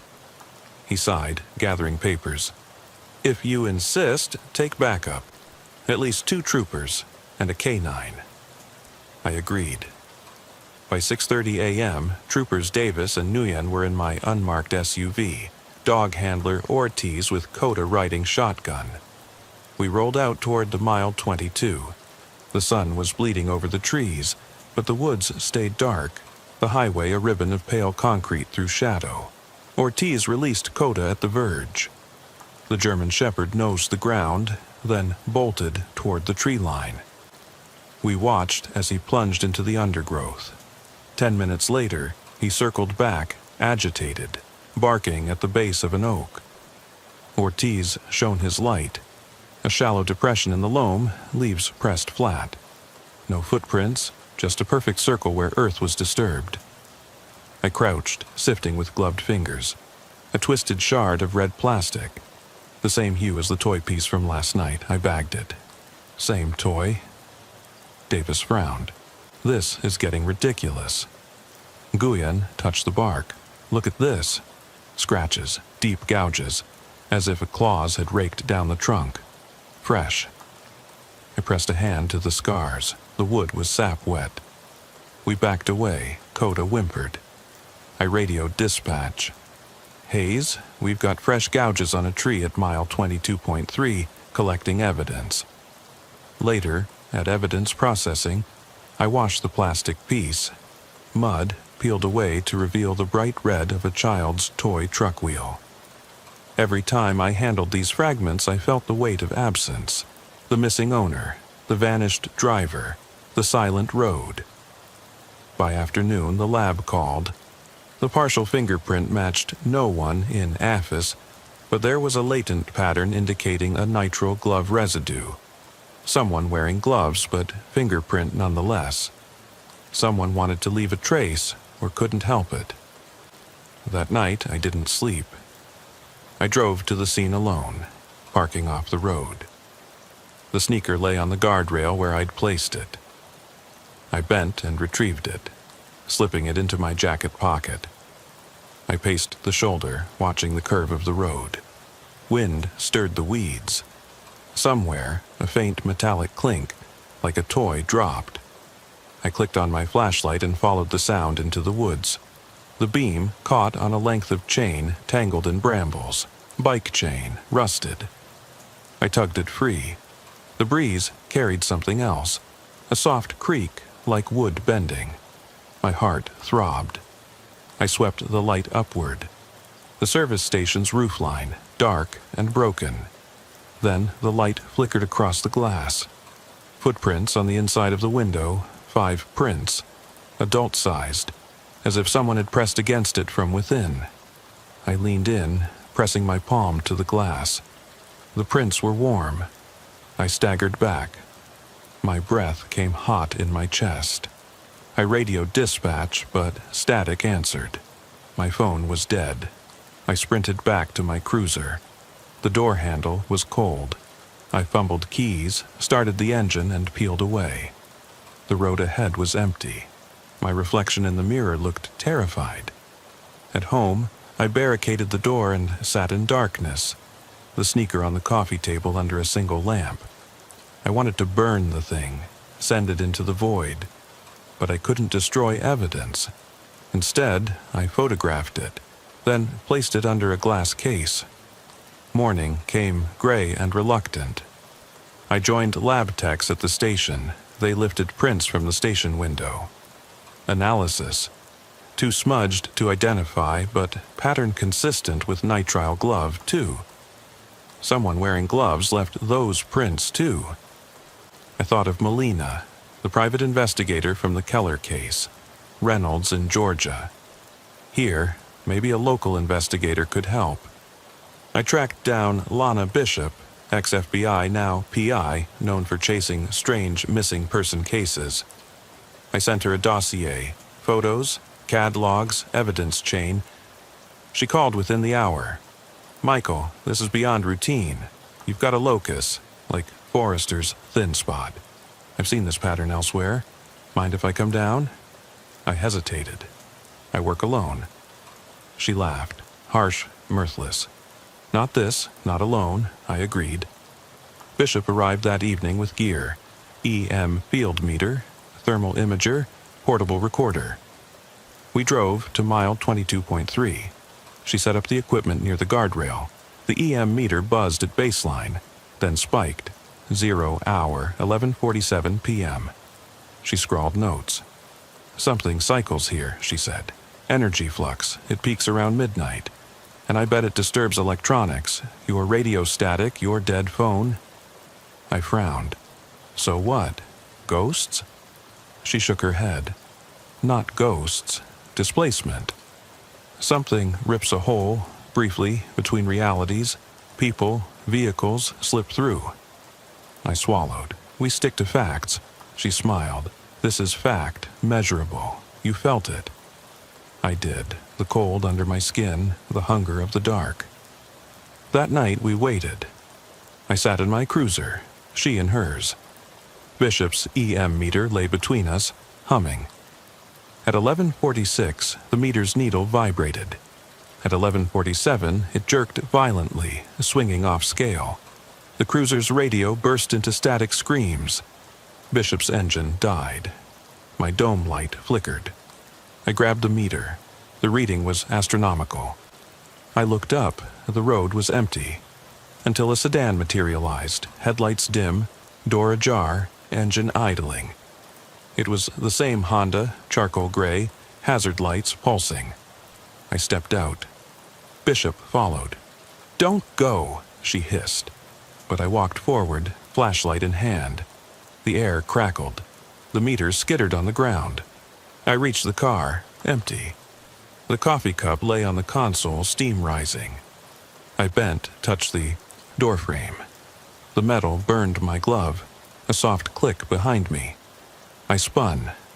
Bishop's cruiser headlights were on, but she wasn't there. The EM meter lay shattered. The beam of my flashlight caught movement at the tree line. A flash of white, like the sneaker, then nothing. I radioed Bishop. Nothing. I called dispatch. Static. I slid into the driver's seat and locked the door. My pulse thundered. The hazard lights blinked, counting the seconds. After 3 minutes, the sedan vanished. Engine cut, lights out, as though it had never existed. I waited until 1 a.m. Bishop never returned. My radio crackled once, her voice distant. "Michael, help me." Then silence. I stayed until dawn. Collected the broken meter, the coffee cup, the final piece of evidence, a smear of glove residue on the door handle. Then I drove away, leaving mile 22.3 behind. Now I'm back at my kitchen table, the sneaker in its glass case, the meter's fragments in a box. Bishop's file sits open on my desk. I haven't slept. The road calls to me in dreams. Hazard lights blinking. Coffee steam curling, that empty seat. They say Route 67 is safe now. Cameras every quarter mile, regular patrols. But I know better. The road doesn't care about cameras. It only cares about darkness, isolation, the moment you think you're alone. Because alone is when it strikes. And whatever it is, it's still waiting. I rounded the bend onto Route 67 just after midnight. The road stretched before me like a pale ribbon through endless black. The air was thick and silent, each droplet of humidity hanging motionless under the street lamps. My hands trembled on the wheel, not from cold, but anticipation. I'd promised myself this was the last shift I'd spend chasing ghosts. Yet here I was, drawn back to mile 22.3, to the place where logic unraveled. I parked off the shoulder, engine idling softly. The hazard lights of the phantom sedan should have flickered in my rear view, but there was nothing. Only the dull glow of my own brake lights and the faint outline of trees. I stepped out, leaving the door ajar so the cruiser's dome light spilled across the gravel. The sneaker lay in my coat pocket, wrapped in evidence tape. Size 10, mud-caked, empty. The broken EM meter sat on the passenger seat, its shattered display dark. Behind me, the woods waited. I inhaled, the scent of damp leaves and gasoline faint on the breeze. My flashlight cut a narrow cone into the night. Every instinct screamed not to proceed alone, but Bishop was gone, and no backup would venture this far after midnight. I clicked the recorder on my belt. Hayes log. Final entry. It's October 22nd, 2010. I'm here alone. If this is the end, so be it. I stepped away from the cruiser and approached the guardrail. The sneaker lay exactly where I'd left it this morning, as if placed by unseen hands. I knelt and lifted it, turning it over. The sole was scuffed, but the tread pattern remained crisp. No sign of wear beyond the mud. I pocketed it again and moved toward the tree line, flashlight sweeping. At the edge of the woods, the air pulsed with static. My hair stood on end. I raised the EM meter fragments. Even broken, it buzzed faintly. The ground beneath me thrummed. I shined my light at the base of the nearest oak. There, the gouges, fresh and dark. I pressed my glove to the bark. The sap oozed between the claw marks, warm and slick. Something stirred deeper in the trees. I froze. A faint scraping, like metal on stone. I swallowed. "Who's there?" My voice sounded small. The only answer was the distant hum of my cruiser. I stepped forward, guided by the sound. A low, rhythmic scrape. Branches snapped underfoot. The beam caught on an old tire swing hanging from a limb. Its rope frayed, the seat splintered. The swing swung gently, though no breeze stirred. Beneath it, the forest floor formed a perfect circle. No leaves, no debris, as though someone had swept it clean. I crouched, tracing the circle's edge. Footprints? None, just bare earth. In the center lay the radio from my cruiser, fallen half-buried, antenna bent. I picked it up. Static hissed. I pressed monitor. Faintly, Bishop's voice. "Hayes, help." Then nothing. My heart thundered. I clicked the mic. "Bishop, where are you?" Only static. I pocketed the radio and stood. The swing stilled. The woods were silent again. I moved on, deeper. Moonlight filtered through branches, illuminating a narrow path crushed into the undergrowth.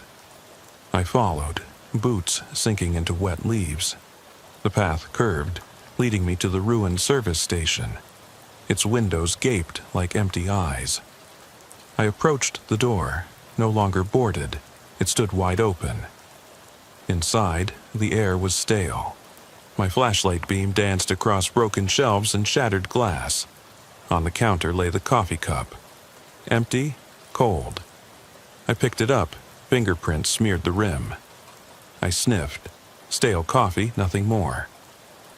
I set it down and swept the beam to the window. The 5 palm prints, smudged but unmistakable, stared back, a scraping behind me. I spun. In the backroom doorway stood Bishop, silhouette hunched, shoulders shaking. Relief and fury collided in me.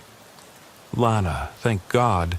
She stepped forward, face streaked with grime and tears. "Michael, they—" Her voice cracked. She pointed past me. I turned. In the gloom, the phantom sedan idled, hazard lights pulsing. Empty once more. I glanced back. Bishop was gone. I whirled, but only the echo of her footsteps remained. The station lights flickered. The car's engine ticked. I stumbled forward, half to chase her, half to inspect the sedan. My light caught the license plate, Alabama D7PZK. My blood ran cold. The same plate I'd checked weeks ago, the same car. I gripped the door handle. It was ice cold. I hesitated, then yanked it open. Inside, the seat was damp, as though someone had just stood up. The radio lay on the floorboard, speaker crackling. "Hayes, run." Bishop's voice distorted. I slammed the door. Behind me, the station door slammed shut. I whirled, flashlight beam slicing the darkness. The room was empty. The prints glowed on the window. The swing outside moaned. I dashed out, heart hammering, toward my cruiser. The tire swing creaked, and I heard footsteps behind me, soft, dragging. I risked a look. A figure in a dark uniform, face hidden in shadow, moving slowly among the trees. I froze. The figure raised a hand, motioning me back. I sprinted to the cruiser, thrown myself inside and locked the doors. The engine caught, lights flashed. My hands shook so badly I could barely steer. I peeled away, fishtailing on the gravel, tires biting hard. As I passed mile 22.3, the sedan reappeared in my mirror, headlights glowing, chasing me. I floored the accelerator. The cruiser roared. The sedan stayed, matching speed, no driver visible. My lights flickered, the engine spluttered. I swerved onto the main highway, heart in my throat. When I dared to look again, the sedan was gone. I was alone. The highway stretched clear ahead, unbroken. I never saw Bishop again. The lab found her recorder in the service station, its last file a minute of static and her panicked breathing. She vanished without trace, just like the others. I transferred off Route 67. They reassigned me to precinct duty. I tried to file reports, but the higher-ups quietly shelved the case. No evidence, they said. Circumstantial. The sneaker, the bike, the toy shards. They collected dust in evidence lockers. The EM meter's fragments ended up in a crate labeled miscellaneous. But I know what I saw. I felt the road reach for me, its hunger, its patience. I hear its call in the silence before midnight. Sometimes I wake in a cold sweat, the cracked asphalt beneath me, hazard lights blinking in my mind. I dream of Bishop's voice. Hayes, help. I keep the sneaker in a glass case on my mantle, a reminder. Some places aren't meant for us. Some roads are doors, and once you step through, there's no coming back. So, I warn everyone I can. If you see a lone car on Route 67 after midnight, don't stop. Don't investigate, drive on. Because alone is exactly when it finds you, and what it wants most is company. I remember every detail, even now, how the dashboard light sputtered, the hum of the engine like a heartbeat in the silent night. I'm Deputy Marcus Riley, and this is what happened on my third patrol of that March morning in 2012. I didn't know then that the rhythm of my shift would break, that the edge of routine would peel back to reveal something darker.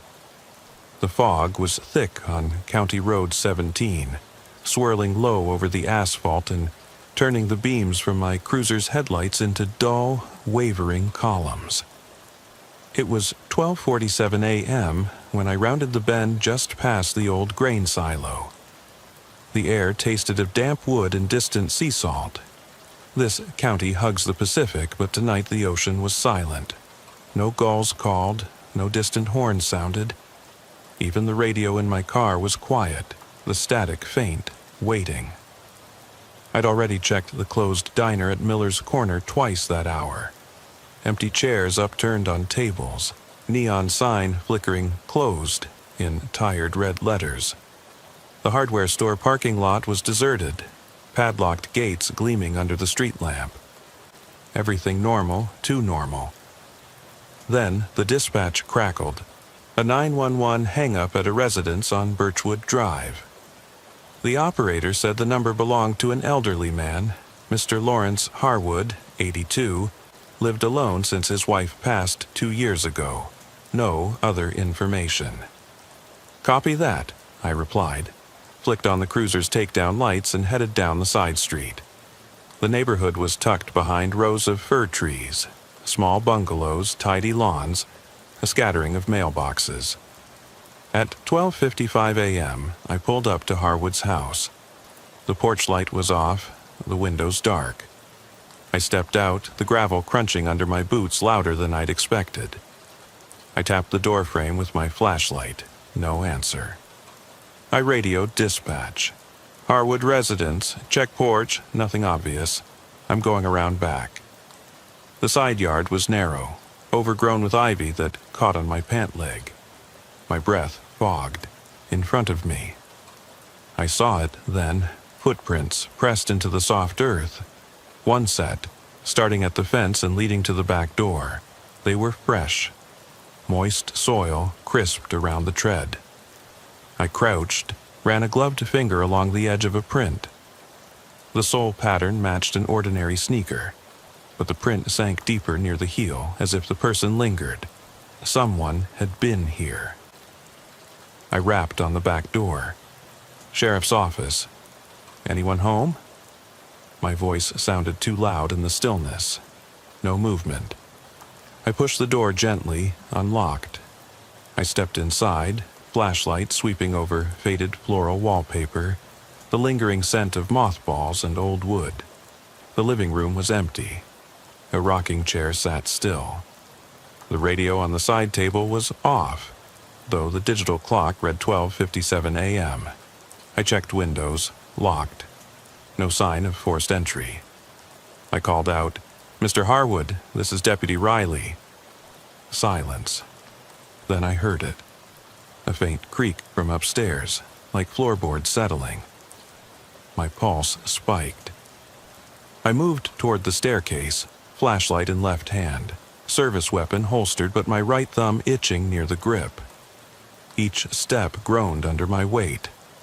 At the top, the hallway stretched into darkness. Doors on either side closed. At the end, a faint glow under one door. I approached. The door was Mr. Harwood's bedroom. I pushed it open. He sat on the edge of the bed, robe around his shoulders, face pale under the nightlight's glow.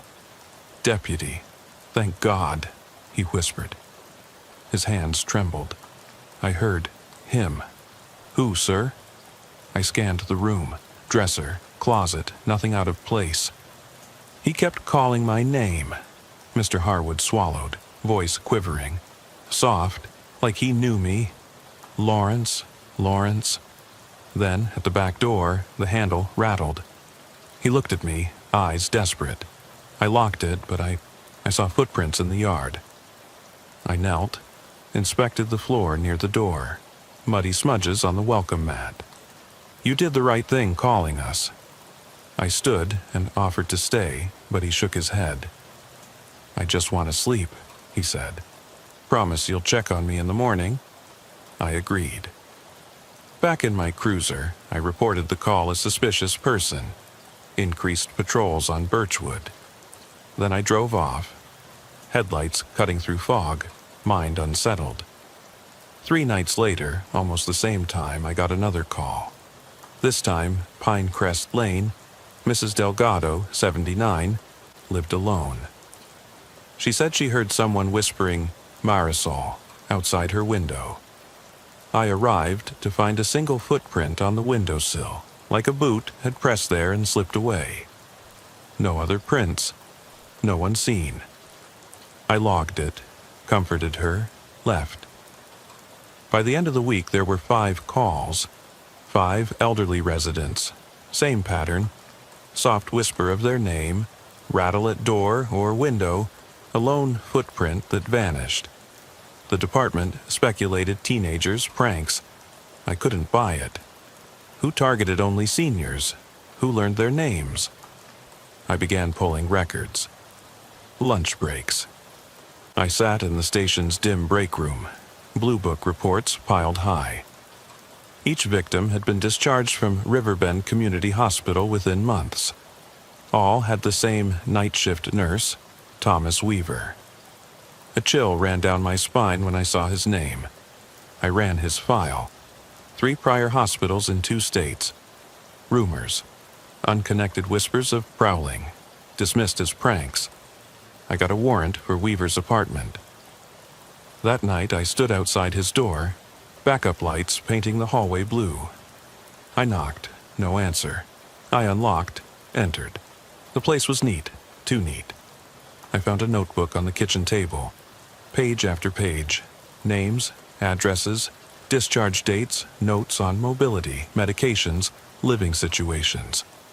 Next to Harwood's entry, lives alone. Might answer if name recognized. Back door unlocked? My stomach churned. In the living room, I found his shoes. Muddy soles matching the prints. I bagged them. Upturned couch cushions revealed receipts from hardware stores. Rope, gloves, flashlight batteries. He'd planned. He'd studied them. We arrested him at dawn. In interrogation, Weaver smiled as he described it. I needed to know they'd trust me. I called their names, waited for the door. When they hesitated, I knew they weren't expecting a stranger. I wanted that moment of vulnerability. He confessed to overdose attempts, to watching them sleep before slipping away. 2 had died, ruled natural causes. That morning, I drove patrol with the weight of it heavy in my chest. I kept glancing at every dark window, every shadow, every whisper of my name in the silence still echoes in my mind. I eased back into the driver's seat, the cruiser's interior light clicking off as I powered down the engine. The pre-dawn sky was a dull slate, heavy with unshed rain.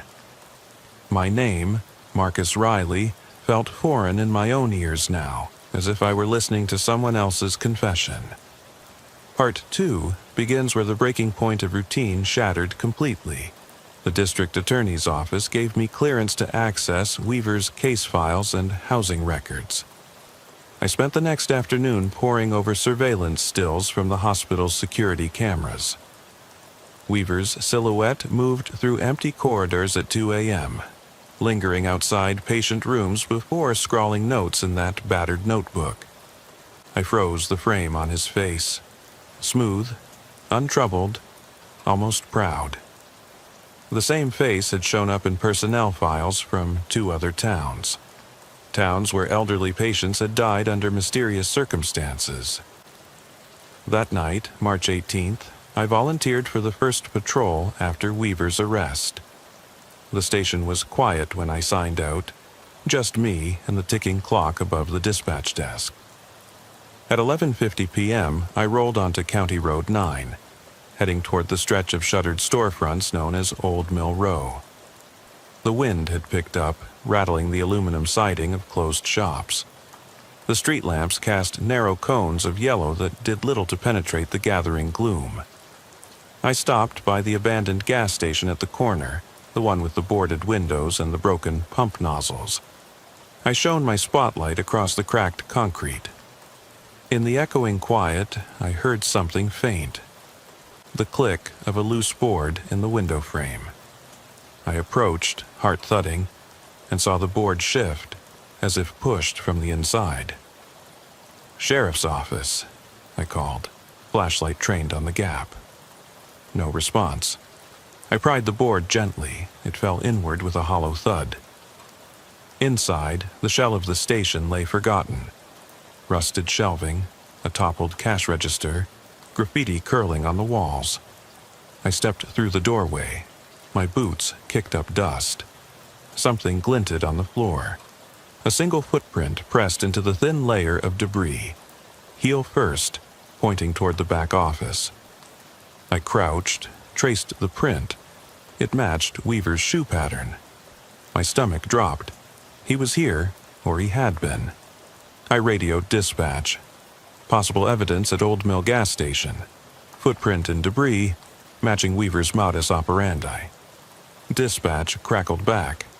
"Copy that, Deputy Riley." Back up en route. I watched the print fade under my flashlight beam as I rose. The scent of mildew and oil filled the air. I felt, rather than heard, the sudden click of the front door behind me. I spun, gun drawn, but saw only swirling dust motes in the beam. My radio hissed with static. The backup's ETA, 5 minutes. 5 minutes in this hollow place felt like an hour. I swept the flashlight left, right, nothing. Then I heard it, a faint whisper, almost indistinguishable from the wind. Marcus. My blood ran cold. The sound was soft, deliberate, carrying across the empty station. Not the wind. Someone, or something, called my name. I stepped back, heart pounding, every instinct screaming. "Who's there?" I shouted. The whisper came again from the darkened office. "Marcus." I edged toward the office door, every sense on high alert. The beam caught the edge of a torn piece of paper pinned under a broken filing cabinet wheel. I knelt, pried it free. It was a scrap from Weaver's notebook. My name, my badge number, my home address. Written in neat clinical handwriting. Test trust. Midnight. Backyard door unlocked. My jaw went dry. He'd planned this for me. The station's silence pressed in.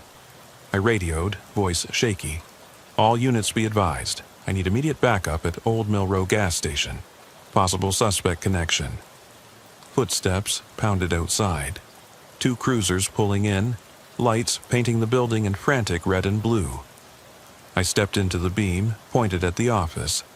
He was here. He left this. I held up the scrap. My partner, Deputy Chen, picked it up, eyes narrowing. "We'll sweep the building," she said. "You okay?" I swallowed. "Yeah, just stay close." They searched every corner while I watched the shadows. No one found, no additional prints, no footprints leading away, just that scrap, and the echo of my name. Back in the cruiser later, I tried to make sense of it. Weaver in custody, yet I felt his presence more strongly than ever. As if his plan extended beyond his arrest, that the whisper of my name would follow me, unbroken.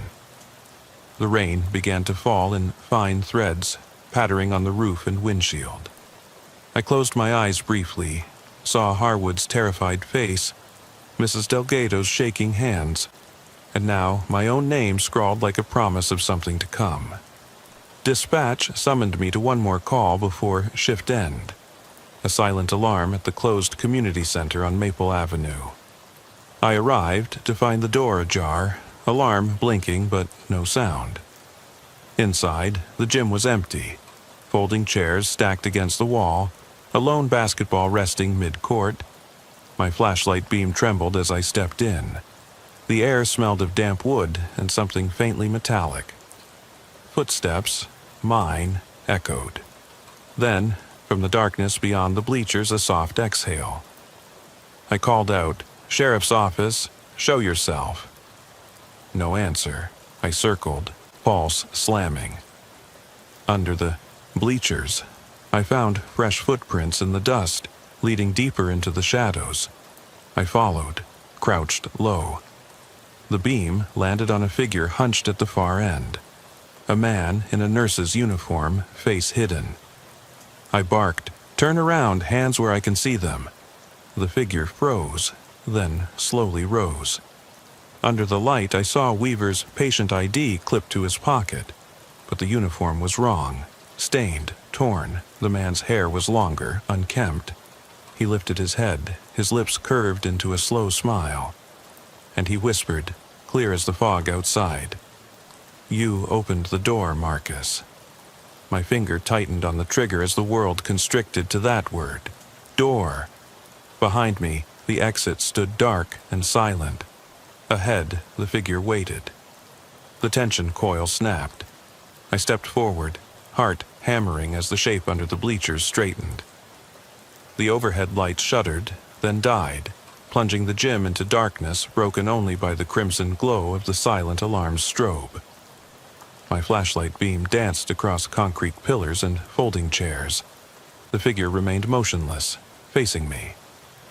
"Marcus," he said again, his voice flat, eerily calm. "You trusted me once." I swallowed, voice tight. "Who are you?" He stepped into the beam. The face was gaunt, hollow-cheeked, eyes sunken but burning with recognition.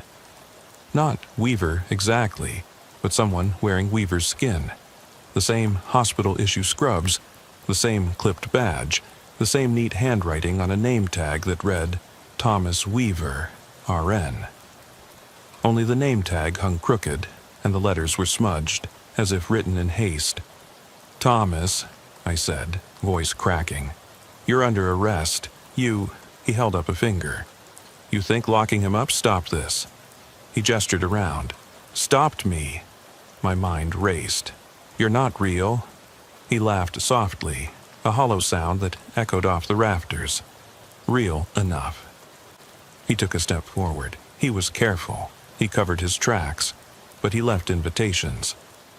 I kept my flashlight trained on him. "Weaver's in custody. His notebook." He shook his head. "You saw the scrap. He studied you, learned your routines, learned how you think." He bent to pick up something from the dust, an empty syringe capped in plastic. "He planted this here days ago, saw you come in, watched you leave, knew you'd come back." He held it out. "He made me." I felt nauseous. "Made you?" He touched his chest. A fragment, a memory, a promise. He smiled. He whispered my name, I whispered yours. It's all the same. A distant siren wailed, backup closing in. I edged backward. "This isn't him. This is someone else." He shook the syringe. He taught me how to be silent, how to slip in and out, how to use a name as a key. He flicked it toward me. It clattered on the floor. "He's behind every whisper you've heard." I raised my voice. "Thomas Weaver, get on the ground." He laughed again, backing away toward the court. "You still don't see." He turned, and the strobe light caught the back of his scrubs. The name tag on his collar read not Weaver, but Riley, M. Riley, Jefferson County Sheriff's Office. My blood ran cold.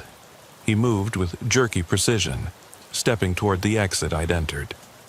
"He wrote your name here," he said, nodding at the ragged scrap pinned under the filing cabinet wheel back at the gas station. "But he wrote mine here too."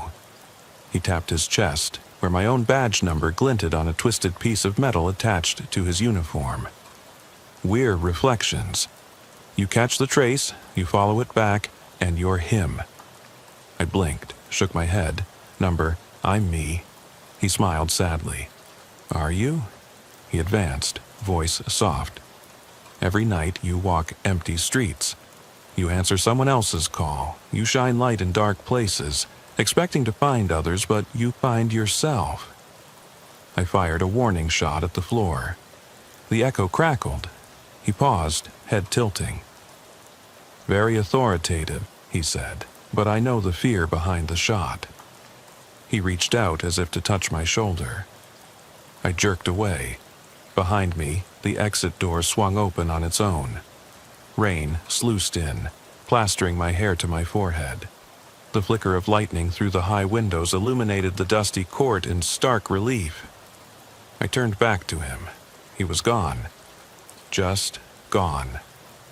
My flashlight beam skittered across empty bleachers, overturned chairs, the lone basketball rolling as if kicked. No sign of him. I rushed to the exit, slammed the door. The gym fell silent again, the alarm still blinking, but no whisper, no footstep. Deputy Chen's voice crackled on the radio. "Riley? You copy?" I wiped rain from my face. "Get me a team in here, sweep the building, every inch." She responded, "On our way. You okay?" I hesitated. I'll be fine." But I wasn't. By the time backup arrived, the footprints were already fading in the thin layer of damp dust on the gym floor. No other prints, no sign of forced entry. Just that moment of emptiness where he'd stood, and the echo of my name. They found nothing. I submitted another report. Unauthorized entry, possible suspect fled, seen. I wrote the details, leaving out the part about his face morphing into mine, or the way his voice felt like my own memory turned inside out. That night, back in my cruiser, I stared at my reflection in the rearview mirror. The rain hammered the roof. The dashboard clock read 2:13 a.m.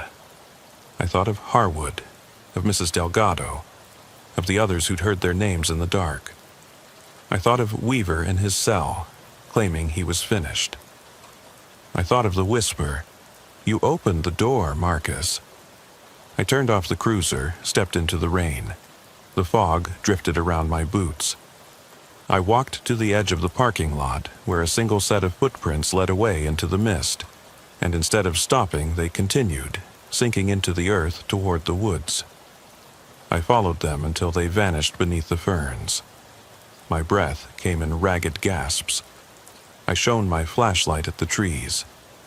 The beam caught something metallic, half buried in leaves, a nurse's cap, stained and torn. I picked it up. The badge pinned inside read Thomas Weaver, R.N. Underneath, scratched into the metal with a sharp edge, was another name, M. Riley. I dropped the cap. It landed with a hollow clink. Behind me, branches cracked. I spun, nothing. I risked a step forward. The fog shifted. In that instant, I thought I saw him. Weaver, or some shape wearing his face, standing just beyond the trees. He raised a hand in a slow wave. I blinked. He was gone. The rain eased. The night fell silent once more. Too silent. I pocketed the cap and walked back to my cruiser. I started the engine. The radio crackled. All units clear. No sign of suspect. I flipped it off. And as I drove away, the backseat mirror caught the reflection of someone sitting behind me. Pale face, hollow eyes, badge glinting on chest. I slammed on the brakes, heart in my throat. The seat was empty, but the imprint of someone's weight remained, an indentation on the leather. My name whispered across the empty seat. Marcus. I didn't answer. I slid the cruiser's door shut and tapped the mic. Dispatch, this is Mercer. Beginning sector sweep at mile marker 52 static. The radio's dead. Again. I glance at the dark motel looming ahead. Pineview Inn, abandoned years ago, but still standing like a carcass in the freezing night. My breath puffs white in the beam of my flashlight. I check my watch. 00:02.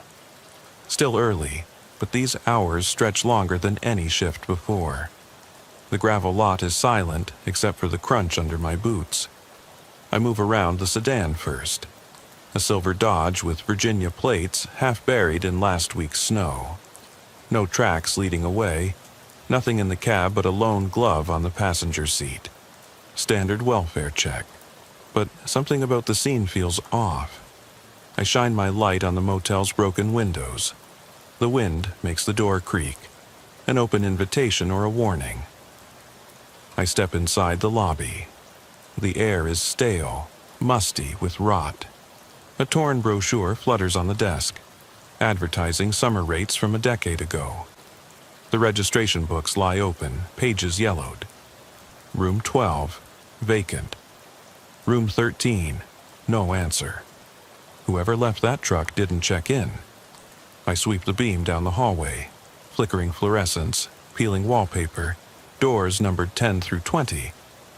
I start forward, pacing slow, every sense alert. Halfway down the hall, I find the first clue. Scuff marks on the wall, streaked in fresh mud. Boot treads, wide, heavy, not mine. They lead to room 14, door cracked. I draw my pistol, press my shoulder to the wall, and whisper, "State Patrol." Anyone inside, show yourself. No answer. The mud tracks continue under the door. I push it open. Inside, the bed's made, sheets pristine. A lone chair faces the window, legs sinking into the thin dust on the floor. My flashlight picks out footprints around it, bare footprints, small. I crouch, heart banging. Under the chair, a child's mitten, bright red against the decay. I don't find it funny. Lost kids don't leave mittens behind. I bag it. I head back into the hall. The lights flicker out, blackness, and for a heartbeat I'm blind. Then the emergency bulbs hum on, dim and red. The corridor looks longer. Doors shift position. I shake it off, heat of the moment. I check my scanner, still dead. I radio dispatch on the backup channel. Silence. I move on. Room 17 shows signs of forced entry. Splintered wood at the jamb. I step in, empty. But on the floor, footprints and dust lead to the bathroom. Inside, the mirror's cracked. Someone scrawled, "Don't trust him." Underneath, a smear of something dark. Dried blood? I don't linger. I photograph it mentally, bag the hair-thin shards of mirror. In the next room, 18, I find the phone. Cracked screen, frozen at 3:17 a.m. Message preview, "Help me." No contact. I pocket it. Evidence. The air grows colder. My breath hisses. I realize the HVAC is off. Heat long gone. The building lives on residual cold. I reach the stairwell. Footsteps echo below. I freeze. Then silence. I descend. On the landing, I spot a patrol cap. Black, insignia from a small Virginia constable's office. Not mine. I pick it up, heart in my throat. Someone else was here, someone playing cop. Downstairs, the lobby's changed. The desk drawer I saw open before now hangs shut. Papers gone. The exit door stands ajar, revealing the lot's empty expanse. I step outside. My cruiser's headlights are on. Backup? No, my own, but I didn't leave them. I approach warily. The driver's door swings open. Inside, the radio crackles. "Mercer, you copy." It's dispatch. Relief floods me. "Copy," I answer. "I found something." I glance back at the dark motel. A shape moves in the second-floor window, a silhouette of a person watching. I freeze. It vanishes. "Mercer?" "Requesting backup at Pineview Inn, possible trespasser. I'll send units." I hang up. The lot is quiet again. The wind picks up, carrying a faint whisper. "Don't trust him."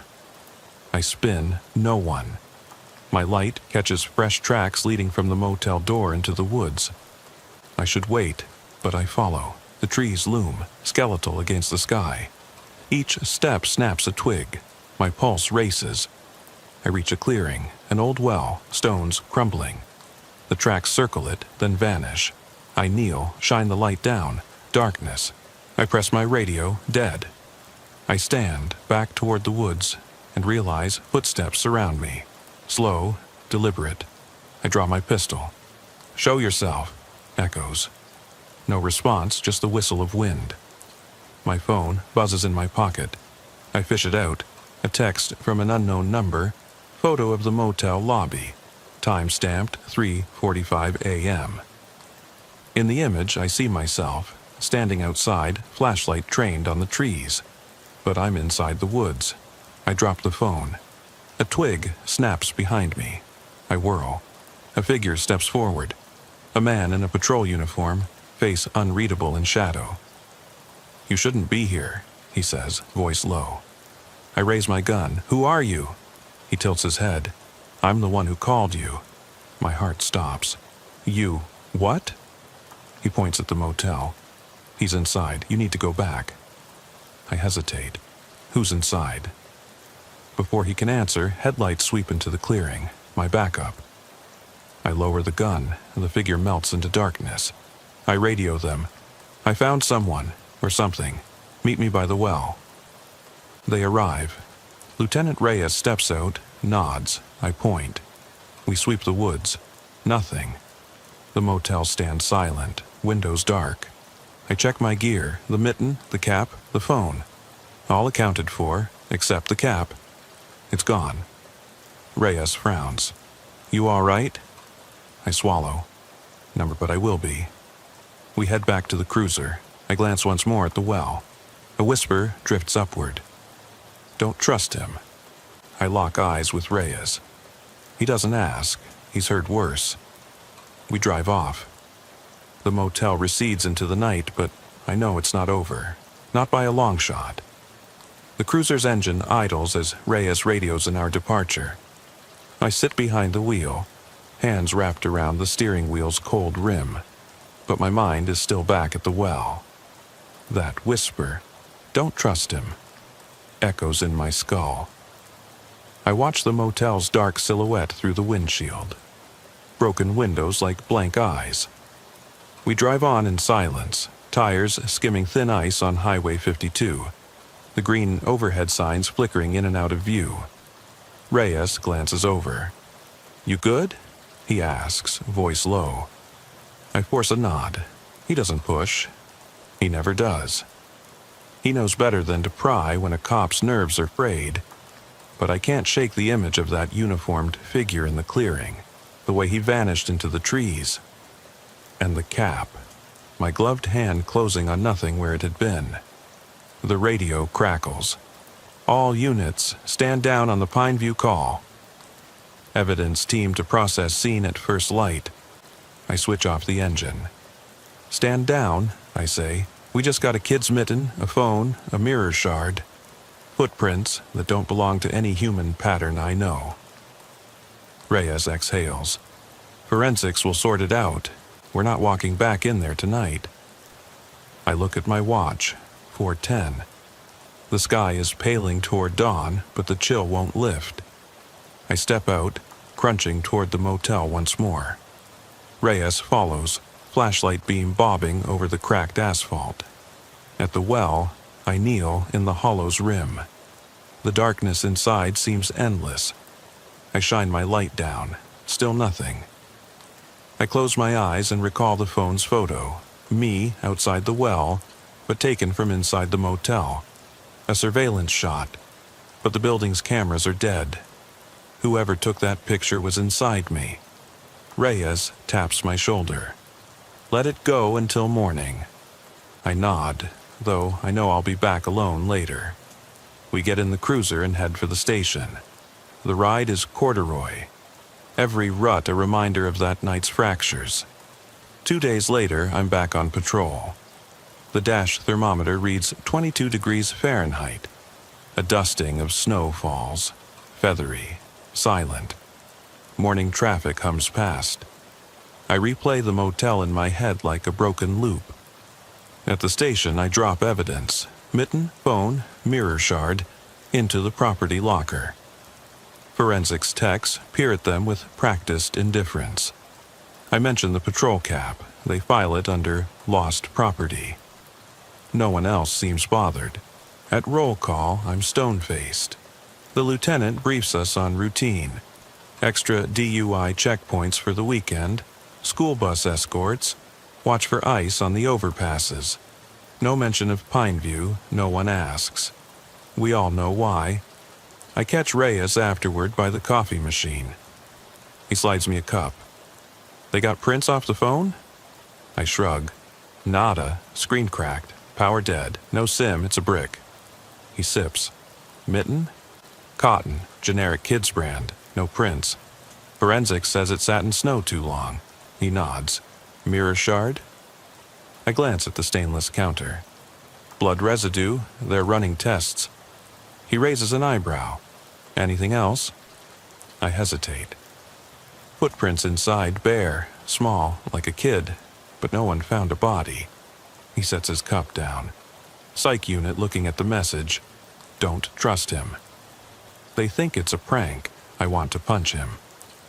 A prank? Someone's terrorizing a cop and leaving cryptic warnings in an abandoned motel, and we call it a prank? He holds up his hands. I'm just telling you what they said. If you want to push it, go talk to behavioral, but they're swamped. I storm off. I spend the afternoon circling Ashborough's outskirts. Abandoned gas stations, shuttered diners, empty lots. Everywhere I look, I see a potential Pineview. Every shadow could hide that uniformed man. By dusk, my nerves are raw. That night, I make a choice. I don't wait for backup. I grab my gear, flashlight, pistol, pocket camera, extra radio battery. I park 2 miles up the road, walk in on foot. The motel looms, dark and waiting. I catch a flicker in the lobby window, my own silhouette from inside. I slip in through the broken side door. The lobby smells of mildew and old rot. My light picks out the reception desk, the scattered brochures. I move quickly, methodically past the hallway to room 14. The mud streaks are still there, dry now, but visible. I press my palm against the wall where they began, gritty residue under my glove. I press a lifting sheet against it, bag it. Evidence. Room 14 is empty again. I step into 17. The mirror is intact now, the crack and message gone. Fresh scratches in the wood where the mirror hung. I run my finger over the gouges. New, someone's been here since me. I step outside the room, footprints in the dust, leading upward. Boots. I follow them to the stairwell. On the steps, the footprints shift from boots to bare, adult-sized to child-sized. Each stair has one small print, then one large. At the landing, I see them clearly. A tiny print, then a boot print crushing it. I swallow. My heart hammers. At the end of the second-floor hall, door 20 stands open. I freeze. The air seeping out is warmer. I raise my camera, flash on, snap. The beam reveals a room bright as day. Furniture stacked against the far wall. In the center, a single chair under a bare bulb, and on the bed, movement. I step in. My breath catches. A man sits in the chair, the same figure I saw in the woods. His uniform spotless, face tilted down. He looks up. No eyes, just empty sockets. My camera flash illuminates the motel room's decay. Walls bubbled, floor sagging. He speaks, voice hollow. "They told me you'd come back." I raise my pistol. "Who are you?" He stands, jerking like a marionette. "I'm the one you should trust." I fire. The shot echoes. He staggers, then dissolves like smoke into the floorboards. The room goes silent. I stand alone, heart pounding. On the chair, where he stood, lies the patrol cap. I pick it up. Inside the brim, scratched, "Help him." My radio crackles. "Deputy Mercer, are you there?" "It's Reyes," I whisper. Okay, get me out." I don't sleep. At dawn, I meet Reyes at the station. I hand him the cap. He studies the scratched message. "Help him?" I nod. Not, "Don't trust him." "Help him." He's silent. Then, "Whatever you saw," I cut him off. "Find out who him is." He nods, and I know he will. Because now it's bigger than me. Someone's playing with our heads, using our procedures, our uniforms, our trust. And they left a plea, "Help him." I return the cap to evidence. But I keep the message in my mind. Help him, not trust him. Someone needs saving. But who? And from what? The cruiser's headlights fade as I step onto the cracked asphalt of the Pineview Inn lot.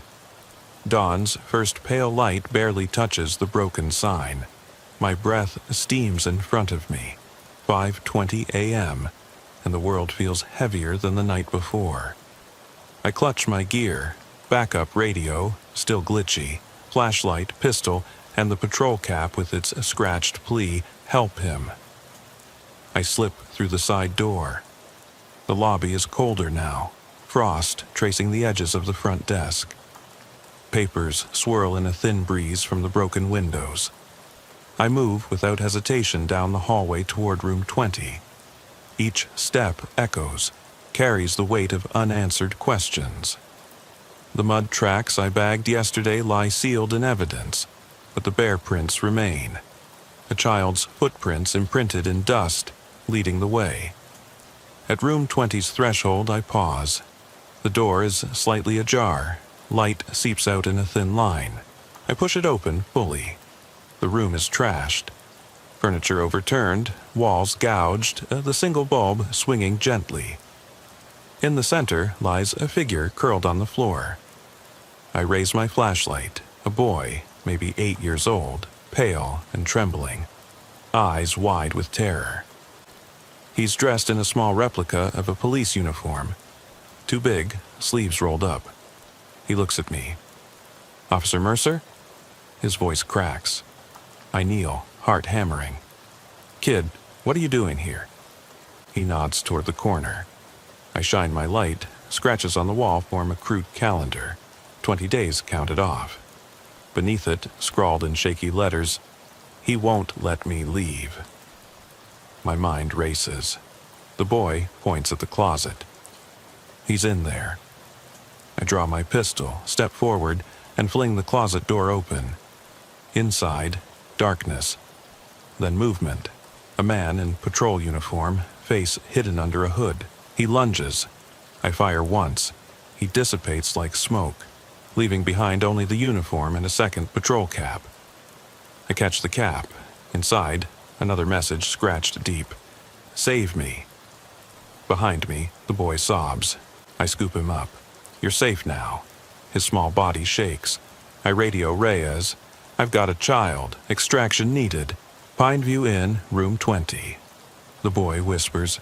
He's gone, but he's still here. I follow his gaze to the window. Outside, footprints lead into the woods. Boot prints, then bear prints. I turn back. The room's walls bleed shadow. Outside, Reyes and 2 officers arrive. They secure the boy and usher him to the cruiser. I stay behind, staring at the motel. The broken windows seem like eyes watching. I step to the well. Kneel. Shine the light down. At the bottom, carved into stone, "Help him." The same words. I stand, resolve hardening. This place is a trap, a prison for lost souls. I reach into my pocket, pull out the phone from part 1. It still holds the frozen message. "Help me." No sender, no number. But now I know who. Him, the figure in the closet, the boy's captor, the first uniformed apparition. I turn back to the woods. The tracks vanish into a stand of pines. I step forward. Each footfall crunches like a countdown. I raise my flashlight and my voice, "I'm coming." Beyond the tree line, dawn's light filters through. The air vibrates with silence. I follow. Branches scrape my face. The boy's words echo. "He won't let me leave." I don't stop. I won't. The forest opens onto a clearing. In the center, a rusted door frame stands alone. No wall, no building. Just the frame, hanging ajar. I approach. The ground inside is bare earth. Footprints lead through. I step across the threshold. The air shifts, heavy, waiting. I raise my light. The figure stands at the far edge, hood down, face revealed. Deputy Mercer. My own face, pale, haunted. He smiles, mouth twisted. I stagger back. He steps forward. "You came," he says. His voice is mine, but hollow. I raise my pistol. "Who are you?" He tilts his head. "I'm the part of you that never left Pineview." My heart freezes. "You're me?" He nods. I stayed, protecting him. He glances at the patrol cap on the ground. "You rescued the boy, but you left me." I shake my head. "No." He steps closer. "You walked away. You left me in the dark. Now I'm stuck." I realize the boy wasn't the only captive. I am too, my darker half trapped in this place of fear. He lifts a hand. Behind him, shadows coalesce into shapes. The motel, the well, the closet. Memories of every terror. I lower my gun. "How do I save you?" He smiles sadly. "You have to stay." I feel a pull, an irresistible drag toward the frame. The forest warps. My legs move forward. I look back at the real world. Sunrise, breaking over the trees. Reyes's cruiser idling. The boy safe inside. I close my eyes. Then I step through. The clearing collapses into darkness. The frame falls silent. Behind me, the boy's voice echoes faintly. "Thank you, Officer Mercer." But I'm already gone.